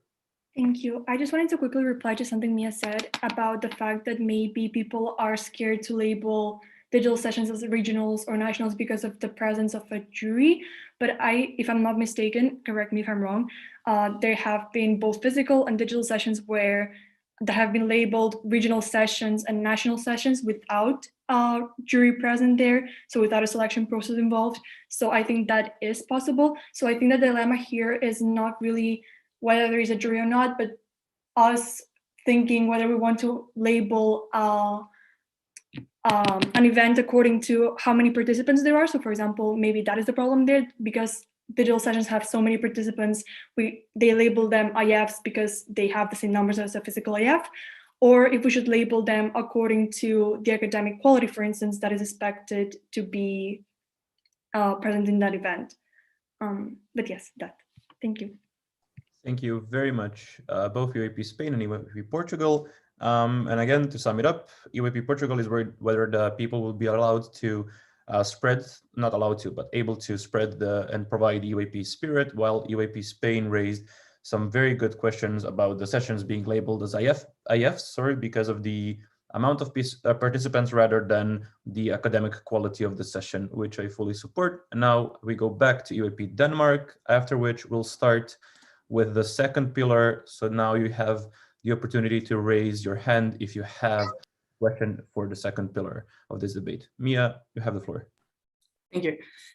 First to EYP Portugal, I agree, of course, with the fact that I find it suboptimal with having back-to-back sessions, or even more suboptimal with having 2 or more at a time. I should say there is a mandatory part and there is a spirit. I think that many of us sitting here are representing the older generation of physical session people, also meaning that we have a very good grasp of what we say is the spirit. I think many of the digital borns might have another grasp of the spirit, and these two needs to somehow be mixed and merged so that we, again, can maybe have a refined version. Of course, we have no refined version of the EYP spirit and what it is, and I think it has changed. And in some ways we need to adapt to this, but in some ways we also really need to keep some of the old spirit with, for example, not having 2 sessions at a time. And to Anastasia, on the term and the labels, I agree that there is a difference between if it's labeled after the academic part, after the participants, or after whether there is a jury or not. I've personally been approached by one of the digital EYPers who was wondering and who was concerned if it was because of the jury, and who stated that they had defined their session as an IF only because of this. So I just wanted to add it in there so that people would know that as well. Thank you. Thank you very much, EYP Denmark, and everyone who participated so far. And quick reminder, we have 15 more minutes, so let's try to be quicker. EYP, the Netherlands, as promised, you have the first point in this debate. Yes, so this is about members being untrained for leadership roles.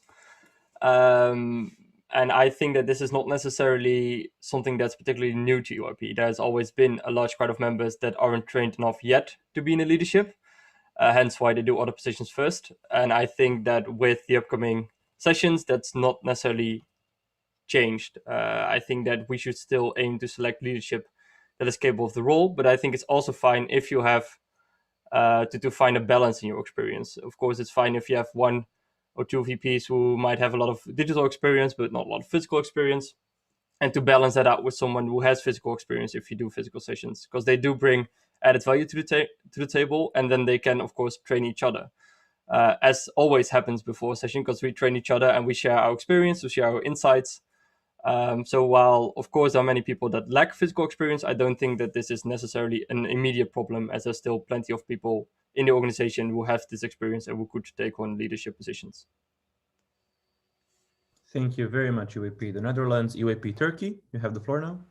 Yeah, I understand your concerns on digital sessions, evaluations being written by people who have just started the EYP and climb that ladder way too fast, and they could not reach a level of maturity or knowledge to be able to fully write an evaluation in a reliable way. But I don't think this is the main issue here, because these people that we question their evaluations are leading the sessions, and I would personally question the quality of that session, both in terms of academic, media, and organizational standards. I think the main issue here is the lack of competition in digital sessions, because the experienced and knowledgeable EYPers do not apply or do not want to be present at digital sessions. And that's why some sessions cannot keep up with the old quality and standards that we had before. So the solutions about this can be discussed, but the first thing that comes into my mind is having NCs prepare the people they have chosen for leadership to fulfill their roles and do the tasks properly. So thank you. Thank you very much, EYP Turkey. And the final point is coming from EYP Belgium. Thank you for the floor. I think in this debate round, there are two, I think, main parts that are quite crucial to me. It's first of all, age. I've been in EYP for 4 years now, and when I started, I was like 16, 17. I chaired for the first time when I was 17. I was vice presiding when I was 19. So every role comes with an age, not for everyone, of course, but a president is normally in their 20s already, because your age also determines how you are in life, how you can take up on the role. That doesn't mean that there are not people who are like 18 that cannot preside, but more in general, the older you are, in the higher roles you come. So I think that's, first of all, really important to know that people that are older most of the time have other capabilities that they can use in their role. And second of all, I can only talk from my experience when I was in physical sessions, but I feel like there's a lack of training in physical sessions, and there's a lack of feedback during the session. Like, I remember when I was chairing, my vice president came into the room from time to time, asked like, how are you doing? And they could give feedback on the spot on what I was doing and on best practices and worst practices, for example. But in digital sessions, I think that kind of dialogue is lacking, and also the training itself. I vice presided a digital session, and I felt like there was not enough time, or there was not enough ability to give the trainings I would give in real life. And so I think that a lot of those trainings as well, for example, time management or like stuff like that happens in a real session, don't like that knowledge isn't provided in digital ones. So I think, again, we shouldn't discriminate against like people who come from digital sessions. So that's why I also like, as some people already pointed out, to have a balanced team. But I do believe that we need to like recognize that digital sessions and physical sessions are not the same. Yes, basically, but that we should then opt for a balanced team, and that we should take in mind that people, even though they have a lot of motivation, are maybe not as experienced in a physical session as in a digital one. Thank you. Thank you very much, EYP Belgium. We'll take final point from EYP Ireland, then we'll finish up the second pillar, and we'll go directly to the third pillar, because we have 10 more minutes, so please try to be as quick as possible. EYP Ireland, you are recognized. Yeah, so somebody mentioned earlier, obviously initially when we made the move to digital, it was a quick plunge into it, often with a team that had expected the session to be digital and therefore physical, and therefore didn't have the skill set kind of to adapt as quickly their trainings to a digital format. But I think as digital sessions continue over a longer period of time, we see that disparity between the quality of trainings for the sessions get much smaller.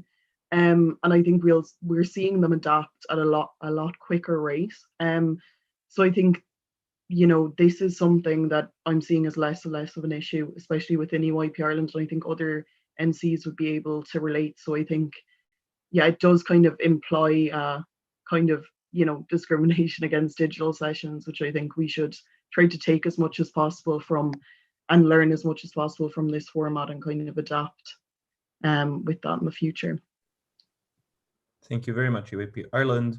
EYP Denmark, you have the floor to respond to the points made in this debate. Thank you. I'll try to make it short. First of all, for EYP Netherlands, I should also say that the lack of trainings is not a new, or the lack or not too good evaluations is not a new concept in the EYP, and evaluations generally have been a topic of debate for many BNCs.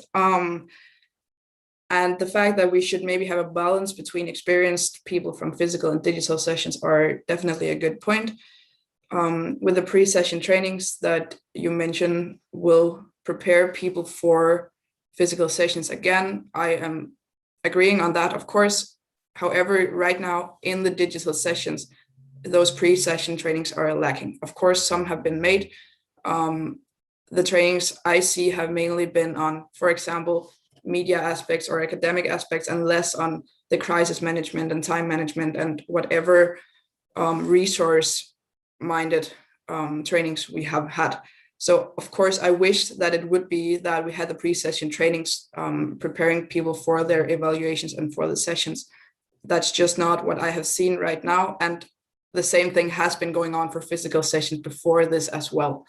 So this is not only aimed towards digital sessions. To Belgium, Jeff, you mentioned age. On this, I would not agree that age is necessarily a thing that we should focus on. Of course, there will be something on maturity. However, experience can be gained before. Some will develop the skills earlier than others. And I'm very sure that even younger EYPers can have the skills just as one in their 20s. It is indeed the lack of trainings instead that I believe is the main point here. That doesn't matter if you're 17 or 22. However, on the point of dialogue being lacking, I very much agree on that, because it is more difficult to gain the same dialogue digitally through Discord or whatever platform you're using than it is when you're able to go into a committee room. And to Ireland, I also agree that this can seem like an attack on the digital sessions, and by making guidelines, I think that would be the way of going, to not make it as an attack, but to just make it possible for future selection panels to make a good selection where they also include digital-born EYPers. Thank you. Thank you very much, EYP Denmark. And now let's go to the third pillar, which is the implementation of a term digital session on the members platform, with the first point coming from EYP Cyprus. Thank you so much, Stefan. Thank you, Mia, for bringing this up in the first place. I totally agree with this point, because in general, the digital formats, the digital sessions format is one that should be extended. The direction of the network has shifted within the last year, and I think that it would be very unwise for us not to recognize so. From my perspective, digital sessions are not going to stop. This gave us an opportunity to find new outreach methods, to reach out to people that we couldn't before. And at least from my experience, you're able to actually, engage with many more people in different formats. The only thing is that, of course, they need to be acknowledged as such, and actually having a digital session term on the members platform is the beginning for that, because it just makes selection panels much clearer, because there are precedents that might give different value to a feedback from a digital session instead of a physical session.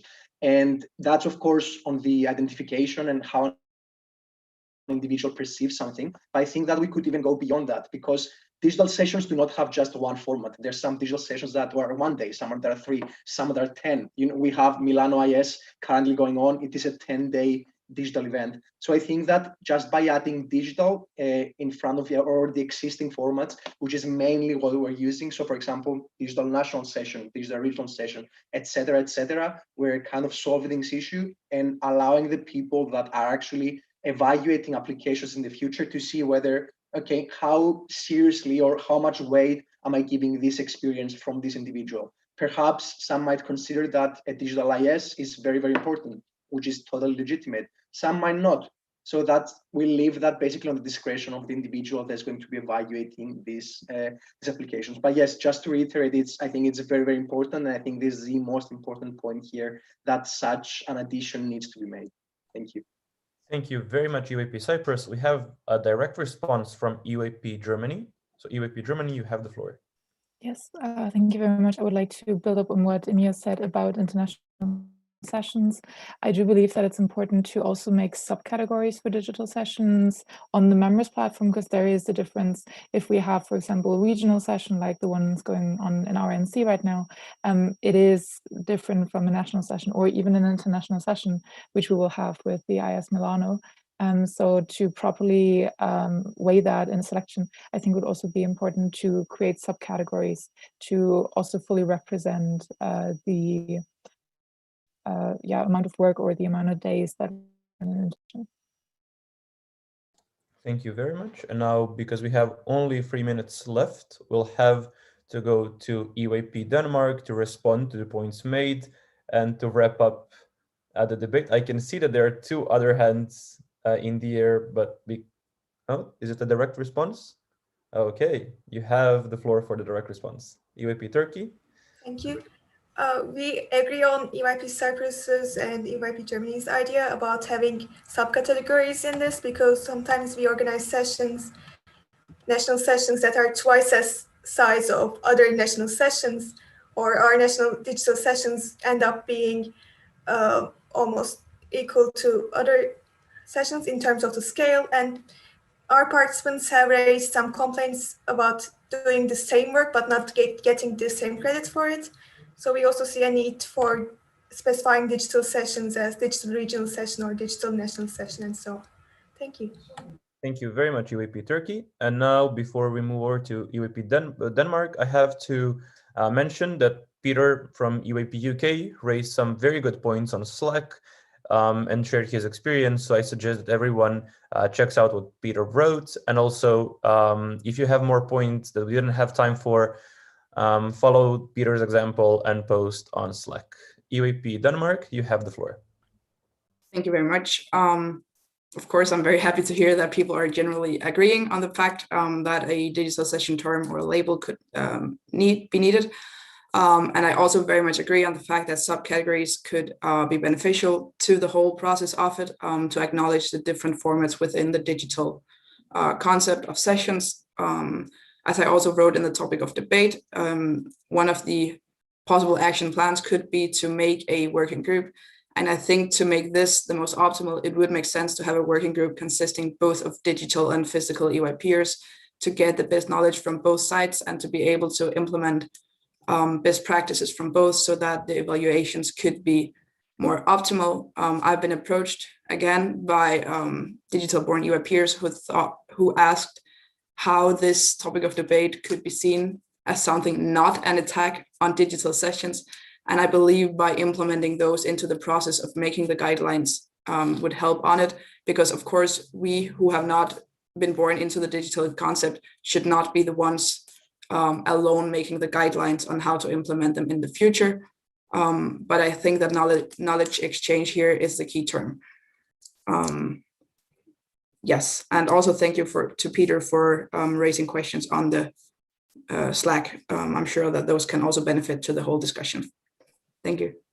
Thank you very much, EYP Denmark, and thank you to EYP Belgium, Cyprus, Germany, Ireland, Netherlands, Portugal, Spain, Turkey, and the UK for participating in this debate. And now, before we move over to the next point in our agenda, which is diversity in the EYP, I'll first go back to David for a quick energizer because as you remember from the last BNC meeting, hopefully David is quite good at that. So David, you have the floor. No pressure. All right, thank you, Stefan. Yeah, guys, we just done 2 debates in a row. We have one more coming up about diversity. And obviously, since it's such an important topic to our network, we are hoping to have a lively debate. So yeah, just ask everyone to please, with me, just like raise your arms a bit, stretch out, move your head. And what I like to do, suggest we do here, is just like take a big deep breath in, and then now just go like, okay? I want to see everyone's cameras doing this. Just go. All right, and then just in general for the debate, make sure to stay hydrated. If you have a window next to you, make sure to open it, get some fresh air. It's a lovely day across Europe. I hope at least it's here. And I see a lot of sun in people who have their cameras turned on. And one final thing, very important, make sure that you sit straight, because that also helps in keeping energized and making sure you have good posture. Amazing. With that said, for time's sake, I will throw it back to Linda, and hope everybody enjoys their diversity debates. Thank you, David. We will now move on to the third item in the agenda, diversity in EYP, which will be has been proposed by International Office and Governing Body. You can find it on the meeting booklet, page 11, and I will now give it over to proposing entity. Thank you so much, and thank you, David, for the energizer. I needed that before starting. So yeah, just to say, I guess, firstly, thank you so much, everyone, for being here today and for taking the time to engage with us on this topic. I hope really, as you see in the statement of debate, that this will offer an opportunity for you all to be involved in the diversity and welfare also of the EYP this year. So yeah, diversity and welfare are instrumental to the realization of the EYP's mission to empower young people, as you, I'm sure, are all aware. And all entities, including national committees, should take part in the journey towards becoming a more inclusive organization. Actually, just before we begin, I realized that it didn't just occur to me, but I have realized that this is my first BNC ever in my whole time at EYP as part of the organization. So thank you as well for being kind and welcoming. But if it is also anyone else's first BNC, we are in this together. So yeah, if you wouldn't mind going to the next slide, I will continue. So really, as I mentioned, the idea was that Isa and I had was to bring this proposal to you to offer you an update. Maybe some of you are already aware of the progress that has been made in this portfolio this year already, and I guess last building on the great work that was already done last year. So yeah, this idea was mainly just to bring these updates to you and to get your input as well. So as I'm sure you have seen, and as I'm sure you're all very aware of in your own national committees, the EYP has come a long way in terms of inclusion and diversity and accessibility, but there are still many structural barriers both to initial participation and also to development and progression throughout our network and within the organization. In 2017, the Regional Development Council, along with the GB, stated that a good indicator for inclusivity in the EYP would be for its membership base to be representative of the youth of their country. At the time, this wasn't the case, and it still remains true that the majority of our participants are from urban areas, attend schools, aim towards university education, and also have relatively privileged socioeconomic backgrounds. Of course, there are exceptions, but this work is really to move towards being a more inclusive and welcoming organization for everyone. So since then, institutional initiatives have been established, such as the policies on welfare and safeguarding safety and dignity in the EYP, and also the SafeCore team has become a core aspect of our organization and has really entering, I think, what is their now third year, is really bringing so much value to the safety in our network. And then more recently, we have had member initiatives such as Task Force on Anti-Racism, and also now just approved this week or just releasing the call this week for the Task Force on Accessibility. So hopefully you all received that in your inboxes, and we hope to receive lots of lovely applications for this task force as well. So yeah, as you'll see these in the work plan a little bit more when they are published later, hopefully in the next month or so. These task forces are really working on initiatives that can be put into place right now, but also how we can further institutionalize these structures and how we can continue to engage with members and continue to to listen and to bring in many perspectives in a institutionalized way. And I guess a huge step towards this was this year the establishment of a dedicated portfolio in the international office, with Isa taking the lead on that. So you will hear also from her during this debate. And this is really, we feel, is a great step towards making this more of a structural change within the organization. And then following that within the GB, we've also organized portfolios this year so that the portfolio that I'm leading on with equity supervision brings together the many different pillars and aspects of equity and inclusion and diversity, and also welfare, as you'll see within this presentation. Yeah, next slide, please. So as I've mentioned, I guess the rationale and intended outcome of this debate is really to hear your perspectives, you'll have seen the work plan in the annex of the meeting booklet, and we will also be, hopefully I will be able to show you, and if not, I can share afterwards with you kind of an outline of what is planned for each month throughout this year, so that you can really engage in the activities and also, yeah, see where you can get involved as you like. And I think this is something that has already been mentioned this morning during our questions and answers, was how to kind of get more engagement and more inclusion within our events that are looking to promote inclusion as well. So yeah, we're really looking forward to hearing from you. And I think that is all. Just to, oh yeah, I guess also just the first point to mention that as you've seen, diversity and welfare are really foundational considerations of the strategy. And so a lot of the initiatives and the key results from the inclusion and accessibility pillar will really be are in your hands. You can propose things, you can be as part of this as you want to be, and I hope that we can support you in bringing these initiatives to your national committees as well. Next slide, I think, is the last. Yes, so yeah, so the work plan presented in the meeting booklet encompasses our must-win battles, but of course, I think within these must-win battles, there is definitely lots of details and lots of more specific things that we would like to achieve. These were, they may seem quite broad, but I think the idea is that we would like kind of guiding principles and guiding must-win battles to then steer us in the right direction, while also giving the space to hear your ideas, hear your views, and to kind of shape it as we go. So yeah, we are looking forward to receiving your feedback and to continue to working with you this year. Thank you. Thank you, Julia. We were supposed to have a statement, but it's no longer so. So we will move on to the rounds of debate immediately. So if you have a question, please raise your virtual hand.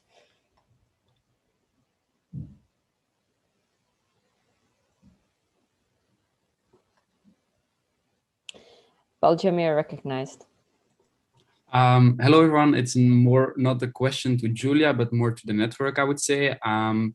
I think everyone knows the special nature of Belgium, where we have like a few like language communities, one bigger than the other.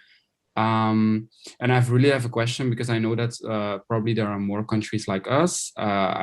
top of my mind, for example, Switzerland, I think, has also some language minorities in their country. And for us, it is quite hard to involve those communities in our project. It's not because we don't try to, but we don't find really like the drive and the motivation to participate in such a wide network. So maybe it's also a question on like how to involve these people, because I don't think it's a lack of willingness. It's also just maybe a lack of understanding of how to involve those groups. So it's not directly related to Switzerland, but it was just an example, and I ask everyone to maybe participate in this debate again. Thank you. That is, and now we'll have direct response from Switzerland.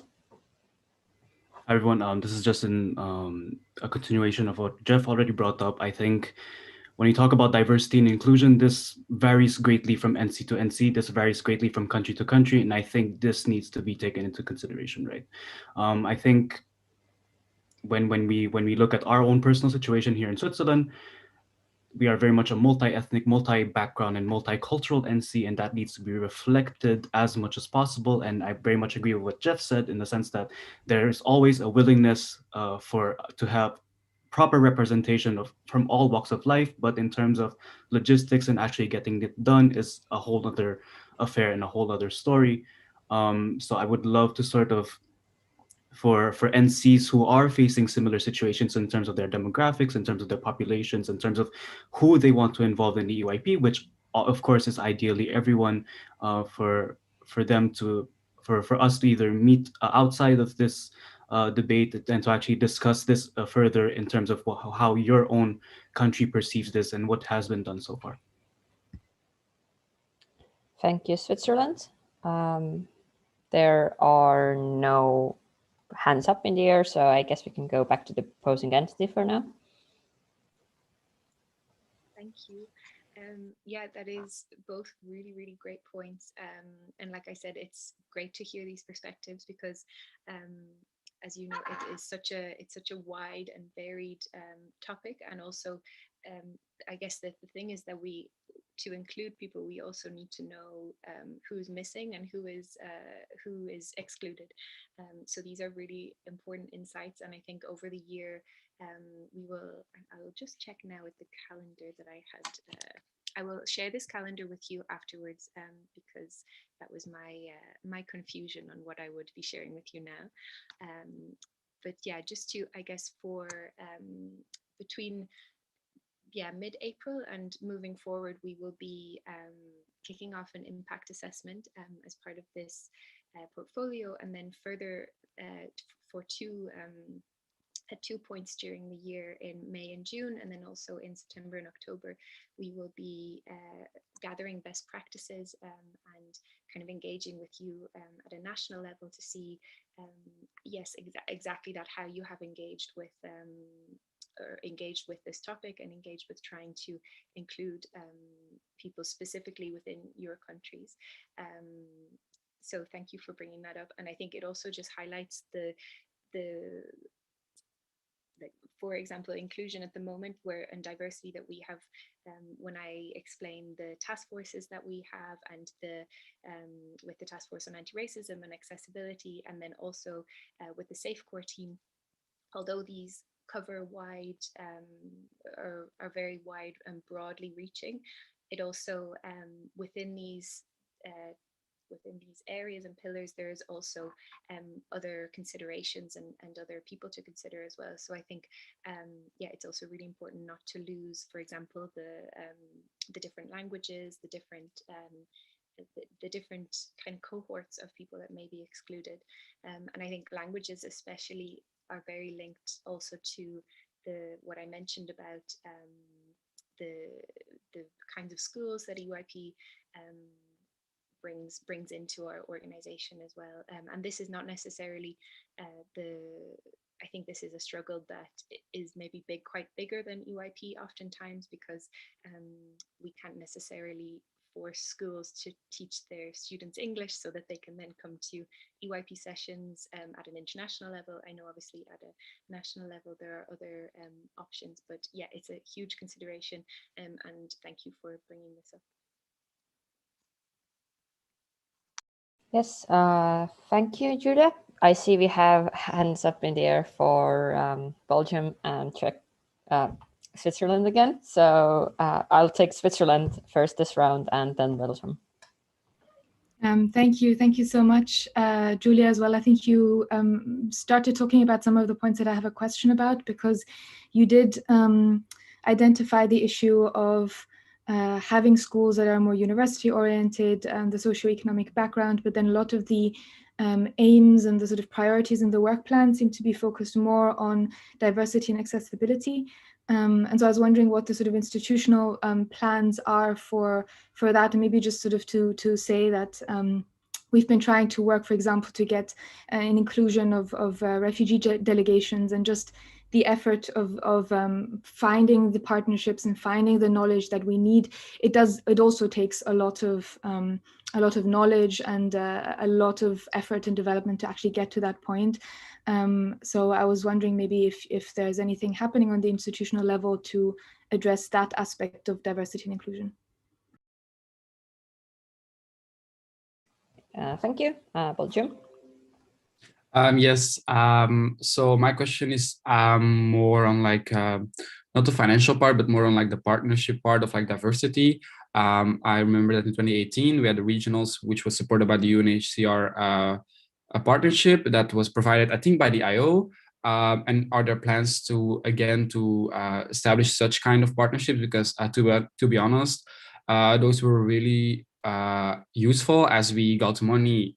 Okay, yeah, that always is, but we got money to go to a region where we don't have any context at all. So the money came in handy for us to like organize it physically, but it also provided us to include more people, people from a refugee background, to be at our sessions, and again to let different cultures and different perspectives meet at our sessions.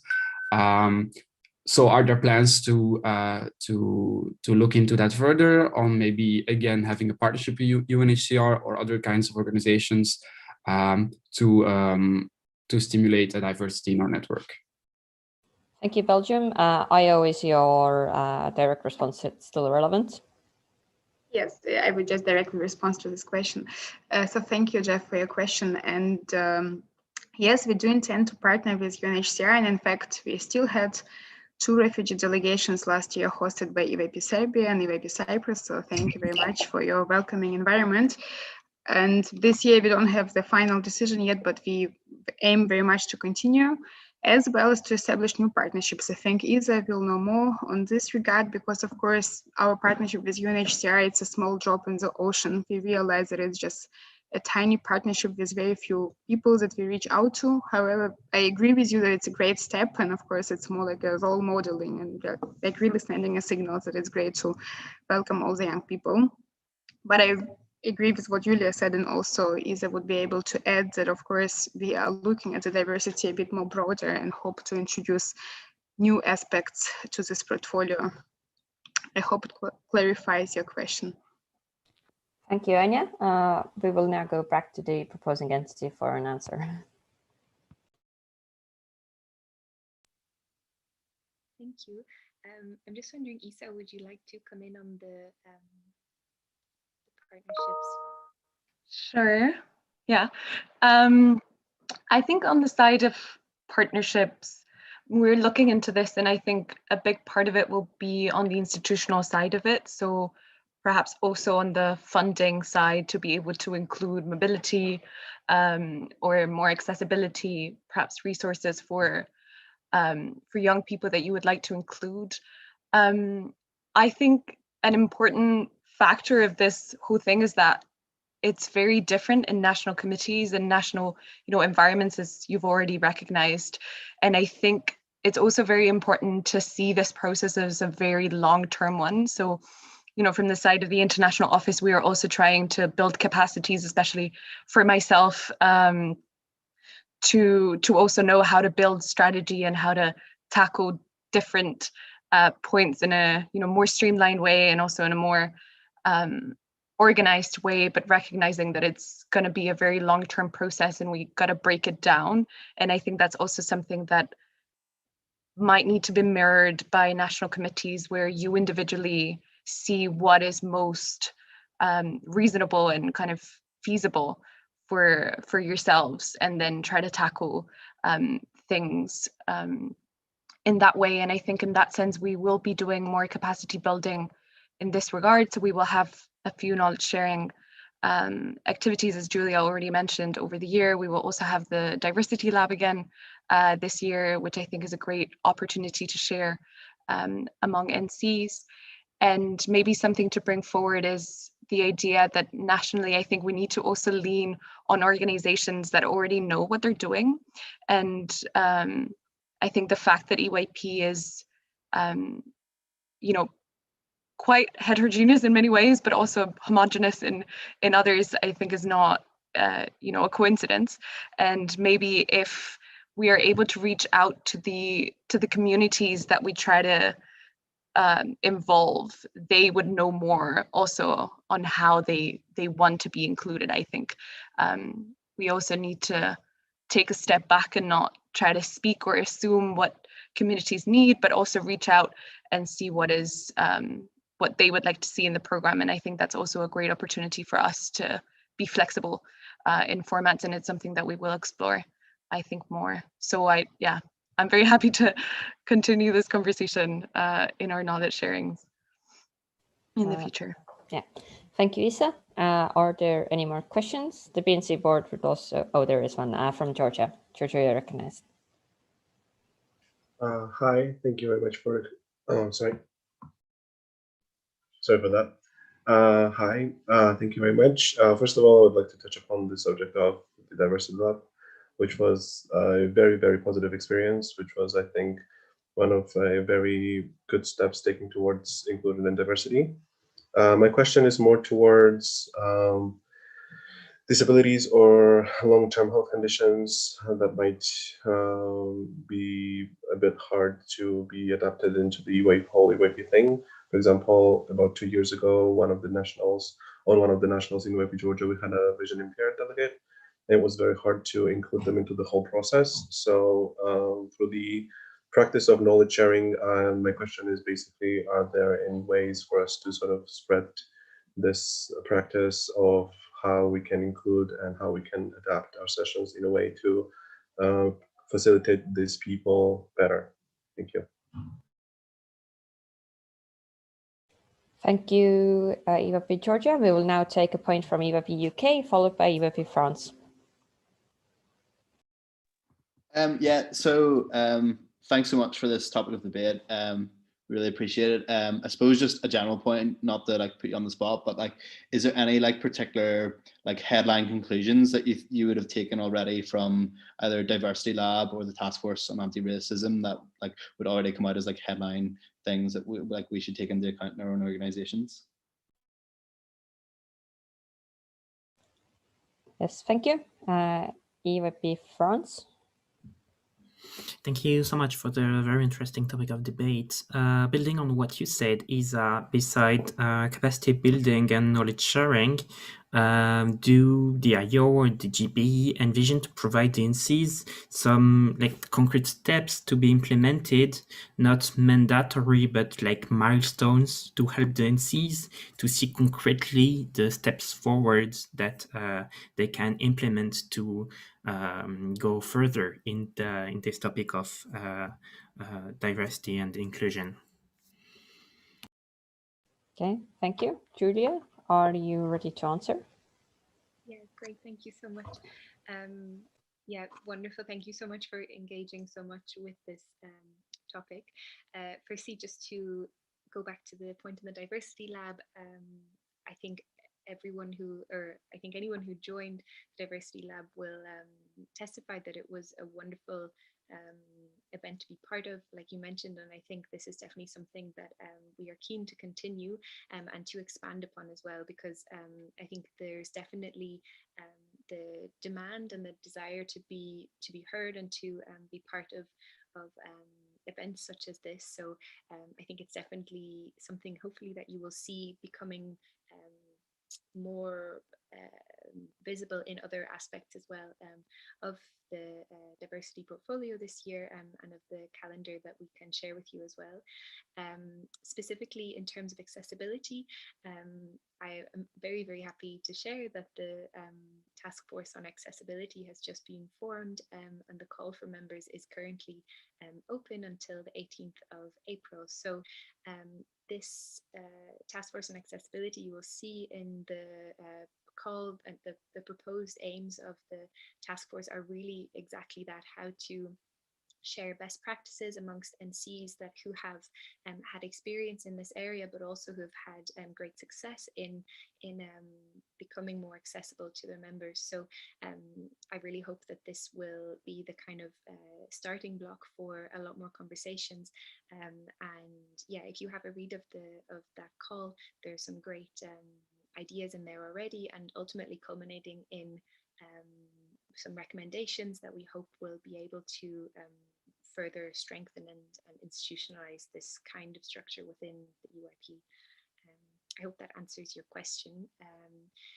In terms of the headline feedback from the EYP UK, yeah, great question. And I think maybe Isa can develop a bit more on the feedback from the Diversity Lab, which is also very much recorded in the minutes from the Diversity Lab. But from my perspective, I would say just having had exposure to the conversations within the Task Force on Anti-Racism, one of the things that has really stood out to me is this idea that although, like we mentioned, a lot of this work in diversity and inclusion can feel in certain cohorts or isolated into certain kind of pillars of who we want to include and who we want to welcome, or who we need to welcome more.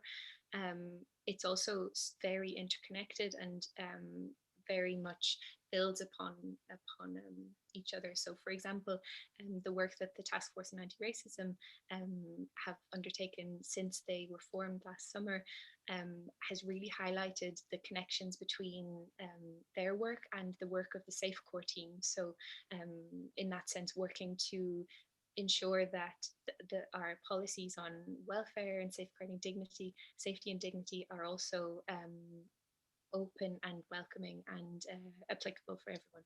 Excuse me. So that's something that I've taken from it so far. I'm sure there are many others that maybe Isa can also develop a bit upon.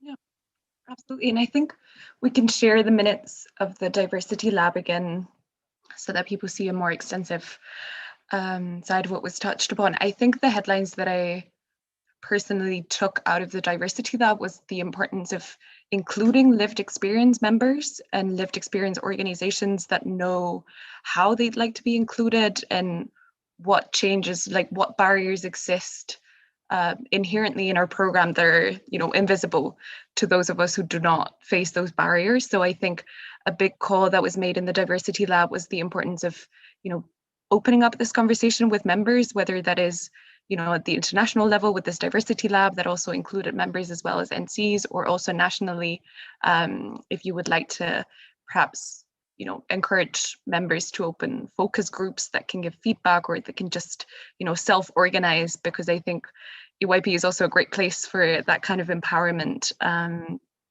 an individual basis. So I think that was a big one.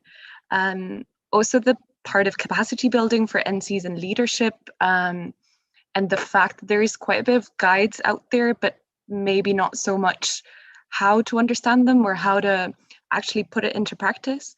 So that's why we think more time needs to be devoted to just talking about it and discussing and involving more people in the conversation. And that's why we're doing these 2 knowledge sharing events this year, as well as a Diversity Lab yearly from now on. That would be also an opportunity for NCs to share and just get involved.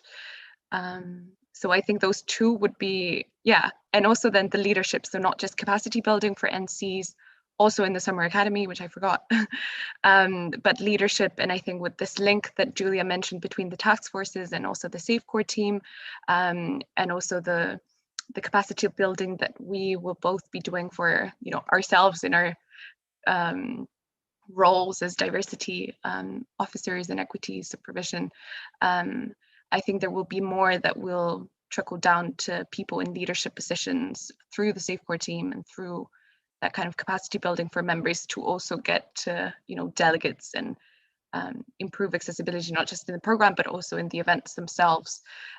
So we are hoping that that will all cover. But I'll share the feedback more extensively as well, so you can read through it. And maybe just to jump in on that, sorry to interrupt you.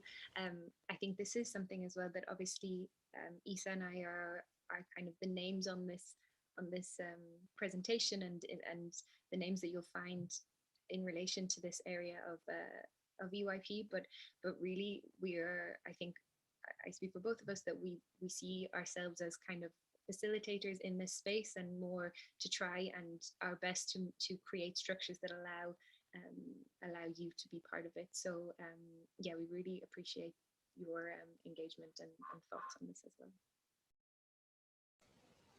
Okay, thank you for the very thorough answers. I know that there's a point from EYP Serbia. Are there any more points for this next round? Yes, anyway, Serbia, you're recognized. Thank you so much. So I had a direct response in previous round to EYP Georgia, but it turned into an actual point itself. So I just wanted to touch upon the fact that diversity is a very complex issue because it encompasses so many things, not only from diversity, it means a lot of things, but what EYP Georgia was talking about was health things.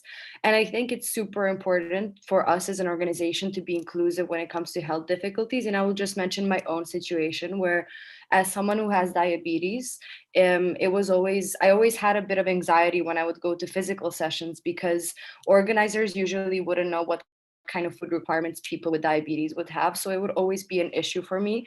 And I feel like when it comes to these health things, we need to take them into account, and especially because sessions are made in a way that they're not accessible to everyone. We have acknowledged it, but we just need to acknowledge concrete ways in which we can improve sessions. It's easy to say that our sessions are not accessible to everyone, but I think we need to be very concrete with what is actually not accessible to people, and to actually hear examples like my own when it comes to dietary requirements, to be able to come with a concrete plan when physical sessions come around to actually make a difference compared to previous sessions. Thank you. Thank you, EYP Serbia. I can see that EYP Germany has a point. Germany, are recognized. Thank you. We discussed the same thing in our NC board meeting that we had last month. And we also discussed that, for example, it's not helping at all if we expect people, for example, with health issues to have to ask us to, for example, make venues accessible, because there's always a certain hindrance in, actually having to go to the organizers being like, look, for example, I'm in a wheelchair, can you please make sure that the venues are accessible? Or, for example, I have diabetes, I have to adhere to a certain diet. So I think that's also very important that we take the first step and that we don't expect people with health issues or whatever to come up to us, because we should provide them with it. And additionally to that, we also discussed that we should also respect people that don't want to share that very personal information with us, that we cannot expect everyone to tell us like diseases or illnesses they're suffering from, because again, then we don't really know them. It's a very personal issue, so that we kind of strike the balance between providing accessibility measures to our participants already, while also being mindful of privacy. Thank you, Germany. Belgium is your direct response still relevant?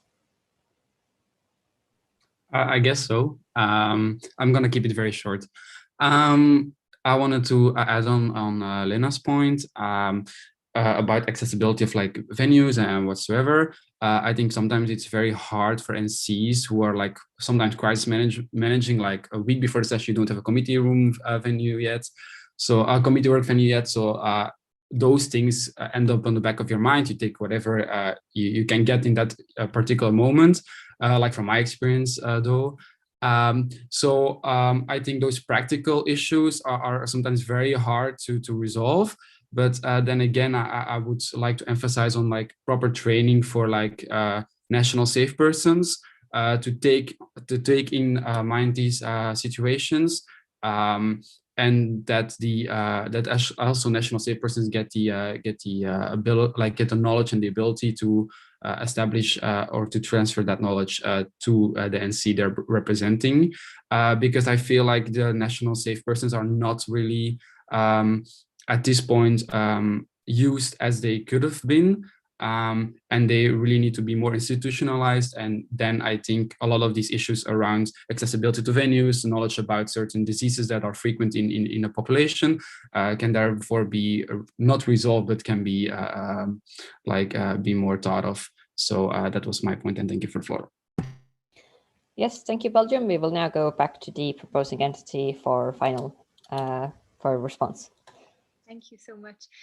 Yeah, I think I'll take all of these together actually, because you did a very good job of painting a lovely picture of how we can help you as national committees as well. I think firstly, just to speak about health inclusivity and accessibility in sessions, and how to maintain I guess a lot of the accessibility that we've unlocked with digital sessions, how to also ensure that these considerations are continued to be brought into our physical sessions as well. I guess just to give a bit of a foundation to this conversation, like what Isa has already mentioned, this is a long-term and very broad topic, and one that I think as long as we continue to move along the path, we'll eventually get to a better place and get to a place where we can look back and realize how far we have come. So I think this is definitely something to set our aim on and to work towards, and especially now with the 2021 to 2025 strategy. I think part of hopefully the kind of cultural and institutional change that will occur with these guiding principles and guiding pillars of the strategy is that when national committees and when head organizers, when members are looking to organize an event or be part of an event in EYP, they will be informed and influenced by the pillars of the strategy. So, for example, just to take, I guess, our flagship events of the international sessions, this was a point that was brought up during the HO summit, where that actually when we when organizing committees begin their bid and begin to develop their ideas for an international session, they most likely are looking at the strategy and looking at the things that we are expecting. So we hope that already at a base level, this will give some sort of, I guess, understanding of what's expected. But as you've mentioned, there also needs to be support into helping members to achieve this. So I've mentioned the HO Summit, and I think this is a really nice example of how these conversations can be brought into a more practical and applicable sense in the organization. Obviously, the HO Summit is more, as I said, for these flagship events, but I think these are the kind of conversations that we can already have at a national level. As EYP Germany mentioned, this is something that came up in your last meeting and something that you can already be considering. And even the fact that you're thinking about it and understanding that it's something to work towards is already a step. I think personally, maybe it's obviously just the first step, but I think it's a shift in the way that you're thinking about things. And then I guess then to the final point from EYP Belgium really wraps up what I would say about this picture, which is the using the national safe persons and the event safe persons within this structure to really influence and give guidance, I guess, in this area. So as you'll see when we share the calendar with you, there will be a national safe persons training later this year. And this will be definitely covering topics such as this and covering the topics that the national safe persons can then bring to their national committees and hopefully become more institutionalized within the decision-making structures at a national level. So I hope that answers your question. But yeah, thank you so much for bringing up such an important aspect of this topic. Thank you, Julia. If there are no more points, I suggest we do go on a lunch break a few minutes earlier. But as the next up are workshops, I ask everyone to be back on time, or if possible, even 5 to 4 minutes before 2 o'clock, I believe it was. Basically, we will head for lunch now. Please be back on time, because for workshops we will be heading into breakout rooms, and making of breakout rooms takes time. So yeah, please be back on time, and if you can, please be back even earlier. Thank you everyone for the lovely points made in this debate. I hope the proposing entities have got a lot of new information or input from the NCs. And yeah, please go and enjoy your lunches. One quick thing. Yes. Apologies. Yes, just to. Okie dokie, sorry about that. In any case, just as a reminder, the link for the Zoom will be the same throughout the entire meeting, so feel free to just access it throughout the entire meeting. And yeah, enjoy your lunches and be back at 2:15. Thank you very much. See ya.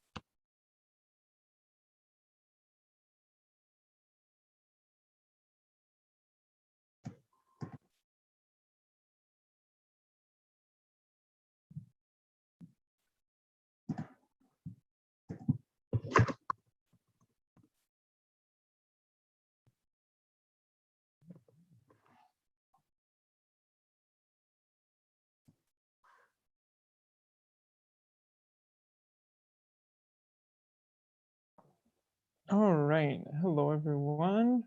Welcome back. I hope you had a lovely lunch and got some time away from the computer. I went for a walk. I'm very happy with my walk, personally, not to flex or anything. But yeah. I hope you had a nice meal and are ready for some nice little workshopping. Workshops are a bit more active, so hopefully the afternoon, like after lunch, sleepiness doesn't hit too hard, and you can keep some energy for the debates that will follow the workshops. So the international office will be coordinating the workshops parts and the technical parts of it too. So if anyone from the IO is ready to take over, I'll give you the word. Otherwise, I can keep stalling. I am here. Hello. Amazing. Then I'll pass it to João and be on my way. Have fun at the workshops and goodbye. Thank you, David and BNC board for the passing over. Okay, so as you probably but noted from the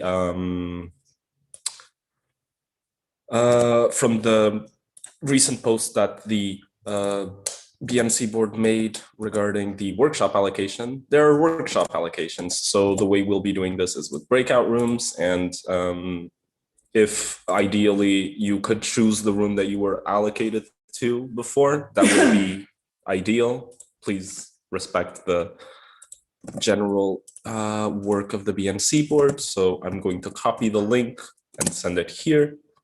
But in any case, I will let you choose your room. Please choose the room that you were allocated to. I just sent the link to the spreadsheet in case you don't know which one you are supposed to be allocated to. But in any case, I'll also ready to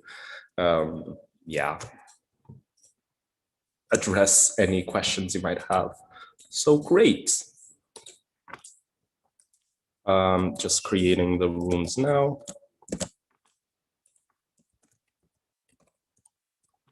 In the meantime, maybe get in the mood for some workshopping.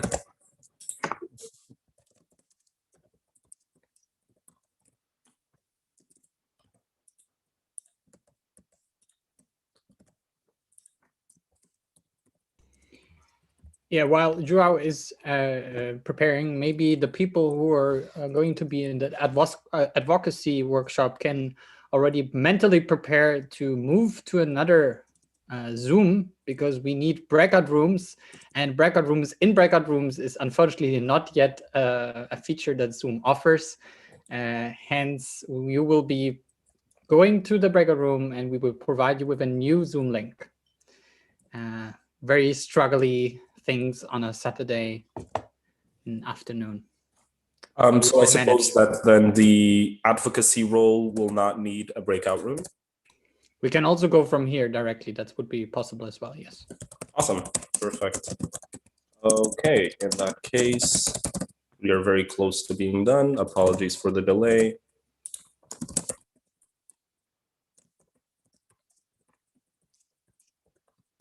Okay, perfect. I will now open the rooms. As I said, please choose the room that you were allocated to. And Nicola just also posted the advocacy room, so please follow that as well.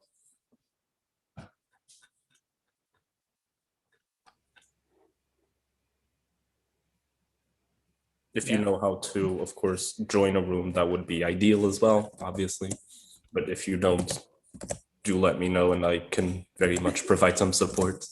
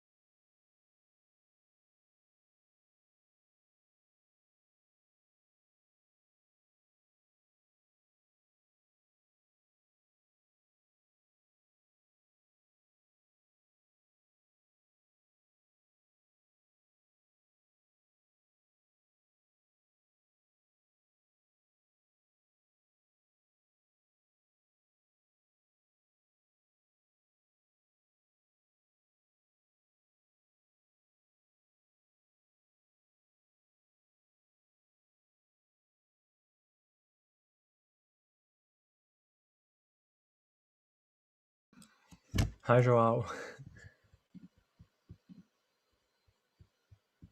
Hello, Nicola.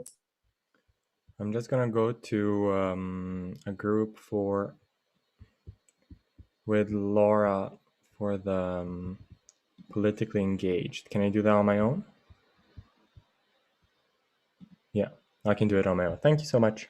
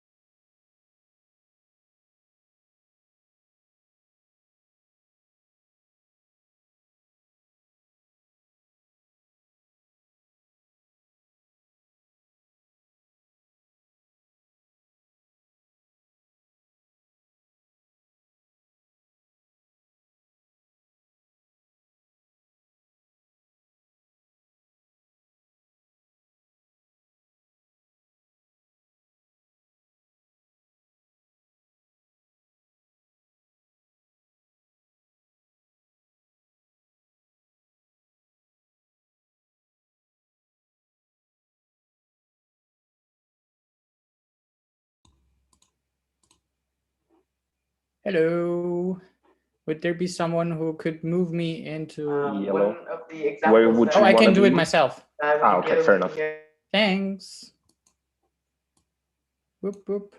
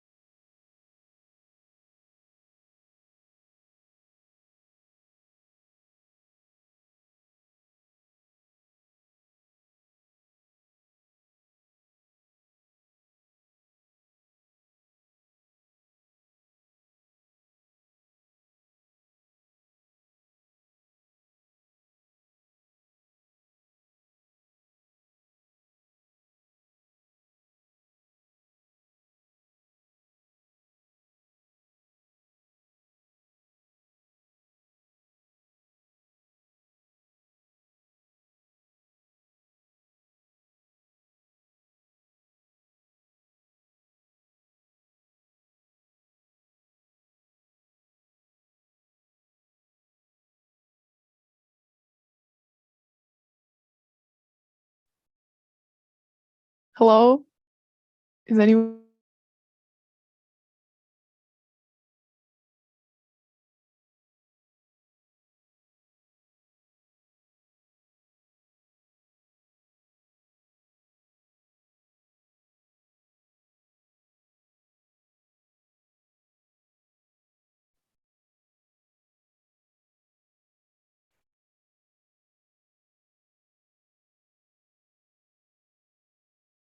Hi, can anyone hear me or?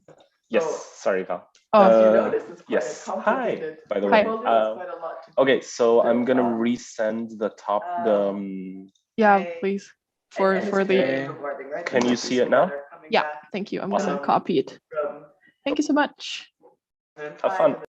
Thanks.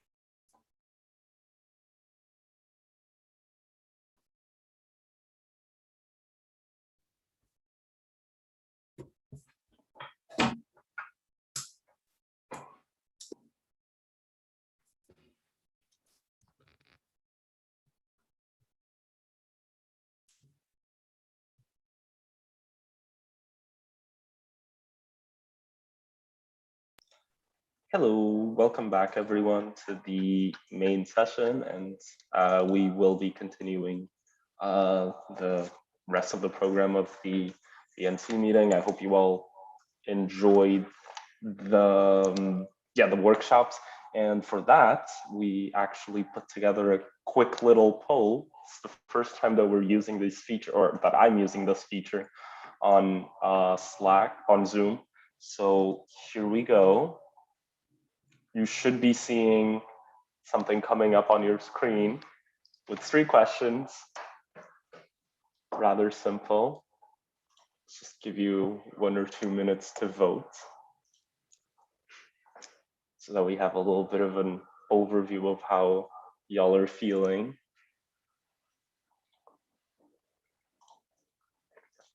Okay, mostly positive responses.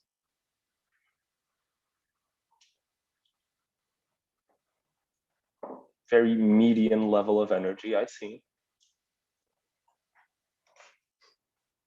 Very understandable, it's been a long day. Good to know that most people learned quite a bit during the workshop. And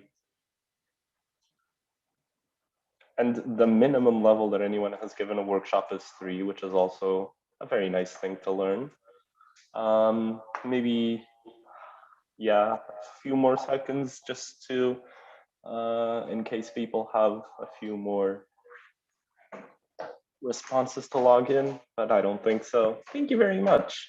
As we can see, the results are rather positive, I would say.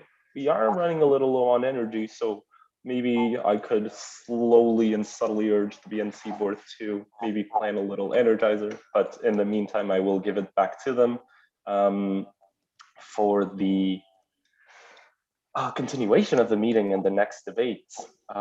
Whomever it is that will be chairing it, I give over to you. Thank you, Joe. Our Energizer guru David is currently away from the keyboard, but we will do another kind of an Energizer, and that is we're gonna take another roll call because we need to see if everybody has made it safely back from the workshop. So we're gonna have a little quorum check. So as you know how it goes. If I say your country's name, one of the representatives, please say present. And yeah. So let's start with from Albania. Present. Armenia. I'm gonna take that as a no. Austria. Present. Azerbaijan. Present. Present. Belarus. Present.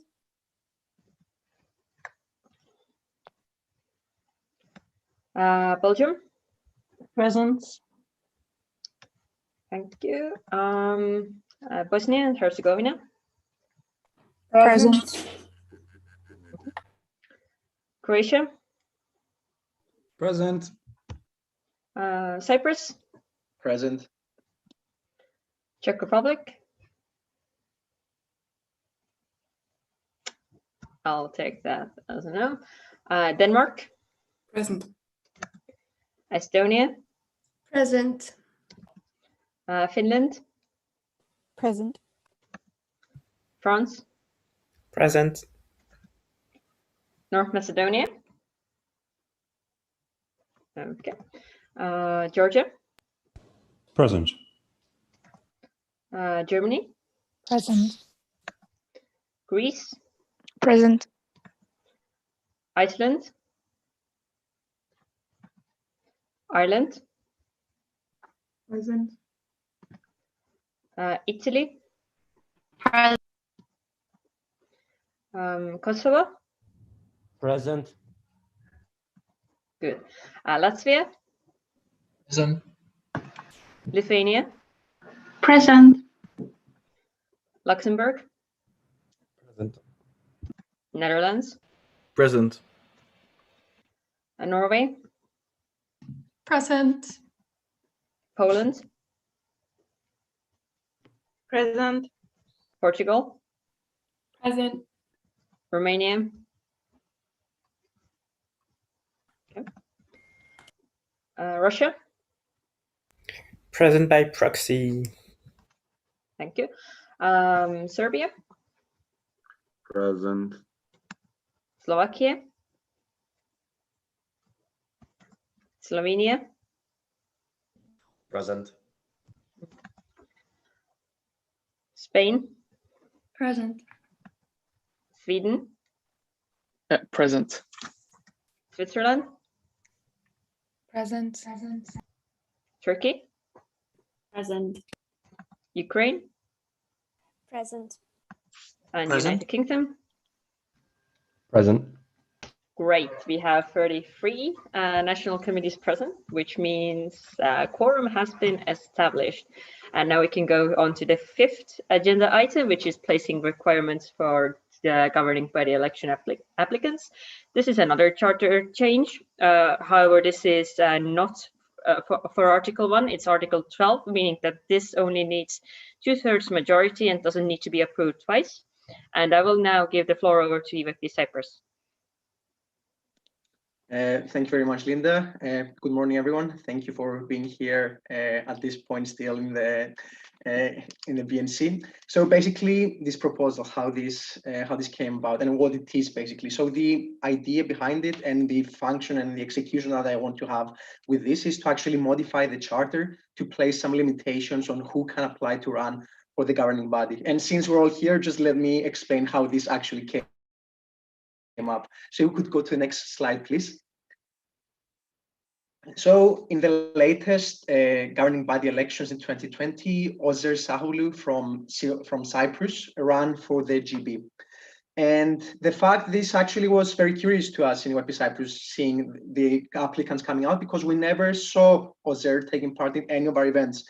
And by further investigation, we realized that Ozer actually never took part in any EYP events ever. Ozer, albeit a young activist, was not a part of the network. That's a fact. And that's actually the first time since 2013, at least that's how far available databases go, that someone that is not part of the EYP network has applied and actually run for the governing body. And he did so because Article 12.2 of the Charter is stating very, very clearly that everyone is eligible to run for the governing body.